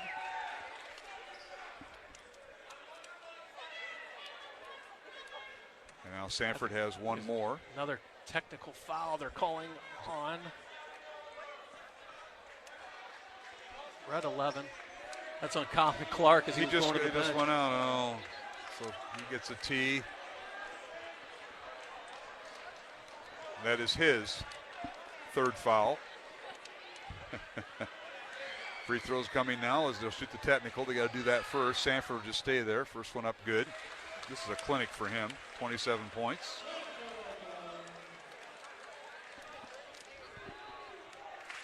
(60-49), Northwest by 11. Second technical is no good. You know, I love how you say that this has been a clinic for him at the free throw line, and he immediately misses. That's how it works. It's incredible. Folks, you want to reach Jimmy Cataldo to voice your complaint. It's probably the Waukee fans. And now the back end of a 2-shot free throw is good. 28 points for Price Sanford. Don't forget, Mr. Cataldo, we go to Northwest, first time ever, later this year. All right, Waukee will inbound the ball, following the technical. Here's Kelderman with it, dribbling around, 61-49, Northwest. Coast with it, down to Sanford, who's double teamed. Dowling kind of playing the scramble defense, trying to double team, and a timeout called, 30-second timeout by head coach Brett Watson in his 2nd year as a Wolves head coach. 32 seconds remaining, 61-49, Jimmy, as the Wolves look like they're on their way to win number 9. You know, some things that really stick out as you look back at this game is the competitiveness and the fight that the Maroons came out with. That, you know, you expected it, even though they may be undersized, the talent may be swayed to Northwest. You knew that the Maroons were going to come out and compete, and that's what you saw. You saw a lot of emotion that a couple times got the best of the Maroons, but, you know, you got to applaud the fight that they had tonight. You look at free throws, hurt them throughout the night, and then, you know, rebounding. I have Dowling 2 for 11 at the free throw line. 61-49. Sanford has the ball deflected. It's stolen away by Dowling. Maroons in the front court. There's Kleppe with it. Over to Coppola for 3 right in front of the Dowling bench. No good. Kleppe with the rebound. Spins. Gets it out to Morrow. Corner 3 from the left side. Good. Drew Morrow with his 6-point. 61-52. Wolves by 12. They lob it down court to Manning. Over in the corner it goes to Sam Johnson, who just checked in. Johnson, a 5'11 junior, gives it to Sanford, and they'll dribble it out. That'll do it. 3 seconds, 2 seconds, 1. 61-52 the final. Waukee Northwest wins their 9th straight game. They're 9-0 on the season. Dowling falls to 3-5.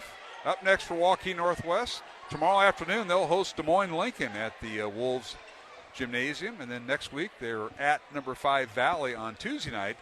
And then a week from tonight, Waukee Northwest will host Johnson. For Dowling Catholic, next week they'll host Ankeny Centennial in a girl-boy doubleheader next Tuesday. And on Friday, a week from tonight, they host the Valley Tigers. So we'll go to our post-game show here in a moment. Again, the final, 61-52. Number 1 Waukee Northwest in Class 4A defeats Dowling Catholic. Here at the Dowling Gym, Mark Amadale, Jimmy Cataldo, and, of course, Brian Sweeney, our studio producer. Thanks for listening. We'll take a break, come back with our post-game show. We'll total up the numbers. And we'll preview next week's games here on Iowa Catholic Radio. Again, the final. In the girls' game, it was Dowling 47, Waukee Northwest 38. In the boys' game, it was Waukee Northwest 61, Dowling 52. And we'll return to the post-game show here on Iowa Catholic Radio after this 1-minute break here on the Iowa Catholic Radio Network. Did you know you have a choice in your child's education? Smaller class sizes, dedicated teachers, a sense of community, and a caring learning environment. Whether it's in the classroom or at home, Diocese of Des Moines Catholic Schools deliver the best value in education, And we offer tuition assistance to help you afford it. Learn more about how the Catholic schools in the Des Moines Diocese might be the right choice for your child. Visit dmdiocese.org/schools. Support for Iowa Catholic Radio comes from businesses and organizations who share in the mission of connecting listeners to Christ while connecting you to their products and services they provide. To learn more and support the businesses and organizations who support the Iowa Catholic Radio Network, visit iowacatholicradio.com to view our business sponsors. If you would like more information on how your business or organization can become a business sponsor, contact Deacon Marr 515-223-1150, 515-223-1150. Listener-supported Iowa Catholic Radio, 1150 AM KWKY Des Moines, 94.5 FM K233BT Des Moines, 88.5 FM KIHS Adel. Online anytime at iowacatholicradio.com.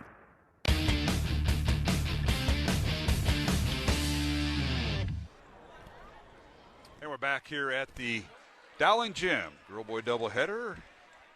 Dowling and Waukee Northwest. Mark Amadale alongside Jimmy Cataldo. Final in the boys contest. Waukee Northwest goes to 9-0 on the season with a 61-52 victory over the Maroons. Dowling falls to 3-5 on the season. A year ago, these two teams played to a 10-point game. The only time they met last year, 66-56 a year ago, Waukee Northwest. So Maroons went from 10 to 9, but what an effort. But that small window we talked about by Dowling, they made that nice comeback after trailing by 15 points, Jimmy, in the second half. Got it all the way down to 3, and then the Wolves just go right back to Price Sanford. When you need a bucket, you need some points, you go to Sanford, and that's kind of what happened. The Maroons cut it down to 3 a couple times throughout the game, once or twice in the first half, and then again in the second. It's where Waukee Northwest made a living was taking the ball to the basket, getting 16 of 28 from the field, 57%. On 28 shots, and so that's where they really outmanned the Maroons throughout the night, was taking the ball to the basket. They had a double pick offensive setup for Sanford to take the ball to the basket, which makes him loose in any type of room that he gets. He's such a mismatch once he gets it down on the block, and that's where the Maroons ran into some problems. But a couple things that really come out and shine is how the Maroons shot the three-point basket. They made 10 three-pointers on the night. I said they had to make 8 or more to be competitive, and I think they were. They were really competitive throughout the night. It's just, losing it on the offensive end around the basket is where they killed the Maroons. And then we talked a few times tonight is the free throws. Giving up 9 total points at the free throw line is just, and just converting 2. For the Maroons, he's just not going to win a whole lot of games, especially in an environment in a team like Northwest. And so if you just go 2 of 11 from the free throw line, I think that's a stat that's really going to stick out to Coach Steele King and the coaching staff. All right, let's take a look at the numbers. And you mentioned the free throws. Dowling 2 of 11 at the free throw line. Northwest 20 of 26 at the line.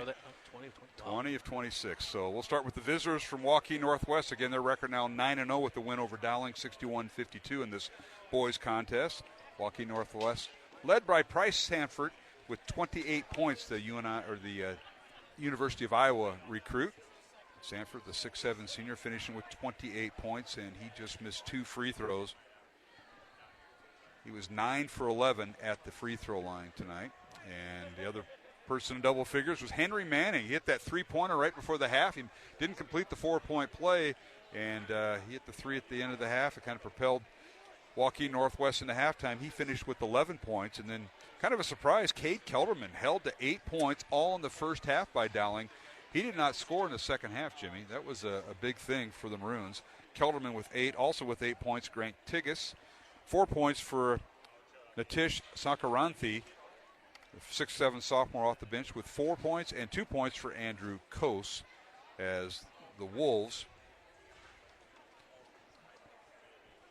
did not play. I didn't see Chase Lamb in the contest tonight, but they got 6 players in the scoring column. And again, the Wolves, 20 of 26 from the free throw line. For Dowling Catholic, the Maroons were led by Davis Sheck with 19 points. He was followed by Joey Coppola with 13 points. Riddick Metten with 11 points before he fouled out with 2:17 to go in the contest. 6 points for Drew Morrow. He was held to a pair of three-pointers in the second half from the field. 2 points for Andrew Nyanji off the bench and 1 point for Ryan Kleppe. Colin Clark did not score for Dowling Catholic, and neither did Jack Odie off the bench, and Dante Cataldo did not score, as the Maroons went an unprecedented, unheard of, 2 of 11 from the free throw line. Maroons were a 69% free throw shooting team coming in, and they went 2 for 11. So there's the numbers on Dowling. 3 players in double figures, led by Scheck with 19, 13 for Coppola, and 11 for Metten. And for Waukee Northwest, Sanford unofficially with 28 points, 11 points for Manning, 8 points each for Tigges and Kelderman. Jimmy? So looking at the team stats for the game, Dowling 10 of 19 from the field, 52%, 10 of 26 from the three-point arc, 38%, 22 total rebounds, and 12 turnovers. 5 of those 12 came in the fourth quarter. For Waukee Northwest, 16 of 28 from the field, 3 of 13 from threes, 26 total rebounds, and 11 turnovers. And, I think, I don't know what's the bigger glaring stat, and I think combined it becomes one big train wreck for the Maroons. The Maroons just going 2 of 11 from the free throw line, and then Northwest 20 of 26. That's an 18-point margin at the free throw line, and some of the keys we talked about is keeping Northwest into the 50s, 60s team scoring, and the Maroons did a fantastic job with that. Gave up 61 points, and you would think that the Maroons were hitting 10 3-point shots, as we talked about. You would think that the Maroons were right there, and quite honestly, they were. And then it just came down to foul trouble. Maroons, Kleppe had a sit, Morrow had a sit. You talked about Metten fouling out, foul trouble found. The man-to-man defense, I think, was very effective for the Maroons. But then, at times when Northwest needed the basket, they ran a play for Peyton Sanford, and Peyton Sanford man-to-man is going to beat most kids in the state, and that's what he did tonight. So that becomes a glaring issue for the Maroons. But all in all, I love the competitiveness, love the fire, but just not getting it done in those marginal errors, which are the free throw line, which we talked that was going to be big tonight. Yeah, who would think the Maroons would shoot just attempt 11 free throws and make 2, so the free throw shooting wasn't there. But they did a lot of things good. You could have just upped the ante instead of, you called it with the made 3-pointers and then some. But the free throw deficit and the turnover margin wasn't too bad. We talked that they have to get to the free throw line more often. Find yourselves in those easy baskets, and the way to get to the free throw line is attacking the basket. I thought Northwest defense made it so tough for the Maroons to attack the basket with their length and their strength, and then you get the size that they get really cut off the dribble drive by many of the Maroons who have made a lot of living throughout the season getting to the basket. And when you're not getting to the basket, you're not creating those fouls, and then you're not getting the free throw line. But when you do get to the free throw line, you got to convert, and the Maroons failed on that tonight. All right, let's take a look at the quarter scores. Waukee Northwest jumped out to a 12-7 first quarter lead, and the Wolves outscored Dowling 20-12 in the second quarter and led at halftime 32-19. In the third quarter, Dowling outscores the Wolves 19-12. The Maroons cut it to 6 at the end of 3 quarters. It was 44-38 at the end of 3 quarters of play, and then the Wolves outscored Dowling in the fourth quarter 17-14 as the Wolves went 7 of 9 at the free throw line in the fourth quarter. Dowling went 1 for 4 in the fourth quarter at the free throw line, and the Wolves win it by the score of 61-52. Again, up next for Dowling Catholic next Tuesday night, Dowling will host Ankeny Centennial in a girl-boy doubleheader, and we'll be on the air at 6 o'clock right here at the Dowling Gym for that. And then a week from tonight, the Maroons are back home. This is the first of 5 straight home games, so we're home 2.5 weeks, Jimmy. I love it. It's the Valley Tigers coming to the Dowling Gym next Friday next week. And for the Wolves, they host Des Moines Lincoln tomorrow afternoon at the Waukee Northwest Gym, who we have yet to make an appearance there. This is the second time the Wolves have come over to the Dowling Gym for the boys, and the Waukee Wolves girls and Chris Guest have been over here 3 times because they played this regional final here a year ago. But it'll be Des Moines Lincoln for Waukee Northwest tomorrow afternoon at 5 o'clock in a boys game, and then next week, Tuesday, the Wolves are at Valley, and Friday they're home against Johnson. So that's a look at the games coming up, and we're going to wrap things up here. Jimmy, any final comments you want to say? Well, you've gone through your schedule once, and I think Coach Stilking mentioned it in his pregame, is that, after tonight, now you're going to play everybody again. And so you've seen everybody on your schedule so far except for 1 or 2 games. So, you get to learn a lot about your team, and then you get to learn a lot about your opponent. So it'll be very interesting to see how the Maroons adjust to the second half of the schedule, and so how do they approach this game against Yankee Centennial, which if you remember the Yankee Centennial game, there they couldn't miss a 3-point shot, and so the Maroons are going to have a lot of challenges in front of them, but I thought seeing the fire out of these kids, when they're sitting at what 3-4, 3-5 right now. I mean, that's what you got to love to see is you haven't lost that, you haven't lost the fire and the urge to compete, and as long as that's there, you got a chance in any game. And the Maroons certainly know that, and looking forward to next week. And Jimmy, I think with that we'll thank everybody here. And again, what a game we saw. Girls game was exciting too. Dowling girls come away with a 47-38 win over Waukee Northwest to improve their record to 7-4. Ranked number 8, the girls union poll that came out yesterday. Waukee Northwest, ranked 9th, falls to 4-5. And the Waukee Northwest boys go to 9-0 with a 61-52 win over Dowling, as the Maroons fall to 3-5 on the season. So the Northwest Wolves continue their trek. They're ranked number 1 in Class 4A. New rankings will come out on Monday. Cedar Rapids Kennedy is 2nd. Waukee, their arch rival, is 3rd. Yankee Centennial 4th. They'll be here at Dowling on Tuesday. 5th is Valley. 6th is Indianola. And that's the CIML teams that are in the top 10 in Class 5A. So, Jimmy, that'll wrap it up. Anybody you want to give a shout-out to? Anybody we should talk about? Skiggs is home, made it home. I know you guys. Made it home. Good. My old man is out watching my nephew play tonight, so. Oh, yeah. See how that's going on. And have you got any updates we're going to pass along? I got no updates. They don't I know get your great number. updates when he's shooting, the ball from the ceilings, but that's from your I don't son. get any updates. That's from your brother-in-law. He's a no, but all right. Well, we'll say goodbye. I want to thank Tom Wilson for being our halftime guest here during the boys' game. I thought you'd have more follow-up questions. I mean, you always have 3 pages of stuff to ask, and you only got, 2 questions? I think I got to be careful what I say now. I think, I love it. Dante, an opportunity to play quarterback. You can say. We didn't talk about that. I didn't bring it up. That's good. That wasn't on my short list. I think it'll all shake out, but hey, I know you and a lot of the coaching staff will be involved with 6 o'clock in the morning workouts. That's right. Is it 6, 6:15, 6:30? What do you do? Actually, it's 5:45 in the morning. And I tell you what's so exciting for coaches. I mean, getting here at 5:45 is rough. I mean, that's when we start. I mean, you got kids rolling in here at 5:30, but this gymnasium is packed. I know it is. Packed full of young men and young women who want to work and get better. And there's 8 to 10 coaches have many stations and the work that these kids put in at 5:45 in the morning. And you're using incredible. The large gym here and then the small gym too a little bit, or because we've grown so much and we're close to 200 kids. We use the gymnasium, we use the small gym, we use the entryway, we use the track, we use the stairs. Oh my goodness! And I know a lot of kids don't want to hear that, but stairs are coming soon. But it's tremendous, and these are just kids who just want to get better, and we provide those resources to help them. Yeah, and because they're getting ready for all sports. We mentioned the football team. Well, the football team had 80-some players on it this year. I had them down.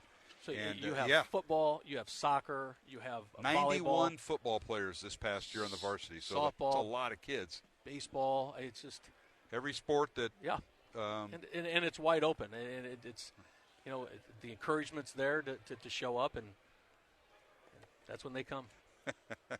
Well, I think my daughter's out for soccer, so she may be here too. So just give it. And then we get these new freshmen who come in who've never been through it before. That's my daughter. Yeah, that'll be interesting. But if she's going out for soccer, she's got to do that. And now, is it going to be her mom or me bringing her here at 5:30? I got to figure this one out. Well, let's see what kind of a dad and husband you really are. Hey, I got it. That you want to talk brownie points? I got it. Listen, and then you say, a nice steak would be nice for dinner tonight, but I got it. I'll take them at. But it's that sounds like Bobby Cataldo to me. I've heard that before. All right, we got to move. And Jimmy, thanks for being a part of this. I know your son plays, and it wasn't Dowling's night tonight. Credit Waukee Northwest, a tremendous team. Look forward to playing maybe round 2 coming up here later in the year, and I'm frantically trying to find out when that is. They're going to play them in mid or early February, if I'm not mistaken. February 7th at Northwest. High School. First time we'll be there. I think they'll let you in. They may not let me in. I got to talk to Mr. Dewey and get on his good side. I tell them I'm Mark Amadeo, and they kind of roll their eyes and say, Yeah, I bet they do. 4 people have said they're Mark Amadeo. That's the problem. Yeah, there's only one. Thank goodness. All right, my friend, thank you, and we'll wrap things up, and we'll talk to you Tuesday night here at the Dowling Gym. Dowling and Centennial on Tuesday. We'll see you then. That's Jimmy Cataldo, my broadcast partner. That'll wrap things up from the Dowling Gym. Our thanks to, the guy on the other end of the switch, Brian Sweeney. Thanks for sitting in tonight. Appreciate him and all our board ops for Iowa Catholic Radio. Our thanks to the folks from Waukee Northwest, including their head coaches, Chris Guess and Brett Watson, athletic director Jim Dewey, and, of course, Wendy Ritzmeyer, the athletic secretary, Todd Schneider over there. Our thanks to Dowling Catholic girls basketball coaches and boys basketball coaches, Kristen Meyer and Clay Thielking. And our thanks to athletic director and head football coach Tom Wilson. We had him on at halftime. Appreciate all their help. Also, Kurt Getting, special scorer for Waukee Northwest. Great host when you go over there. And appreciate Kurt and Tammy. They do a great job, and we look forward to that. For my broadcast partners, Scott Babinet and Jimmy Cataldo, this is Mark Amadale from the Dowling Gym tonight. Thanks to everybody involved with our broadcast. And, again, we'll be on the air with our next broadcast this Tuesday night, January 2nd, Dowling hosting Ankeny Centennial as we start the second round of the CIML conference teams. We started off the year up at Ankeny Centennial, and now we'll go through the second wave, and we'll be on the air at 6 o'clock with our pregame show Tuesday night with tip-off at 6:15 for the girls and the boys game to follow around 7:45. Again, the finals for the final time tonight. The Dowling girls improved their record to 7-4 as the 8th-ranked Maroons defeated 9th-ranked Waukee Northwest 47-38. Chris Guest and the Waukee Wolves dropped to 4-5. And the boys contest, Dowling boys fall to 3-5 as Waukee Northwest, number 1 team in Class 4A, defeated Dowling 61-52. Waukee Northwest Wolves improved their record to 9-0. For Jimmy Cataldo and Scott Babinet, this is Mark Amadale saying goodnight and so long from the Dowling Gym. For Brian Sweeney, thank you for listening to our coverage of Dowling Catholic girls and boys basketball here, our 46th year on Iowa Catholic Radio. And from all of us here on the Iowa Catholic Radio Network, have a safe and blessed faith-filled weekend. Our coverage of Dowling Catholic sports is underwritten by Ashworth Vision Clinic, Construction Professionals, Dental Associates, the Catholic Tuition Organization, Mercy One, and Skeffington's Formalware. Thank you for supporting the businesses that underwrite Iowa Catholic Radio. The proceeding has been a Dowling Catholic sports presentation on Iowa Catholic Radio.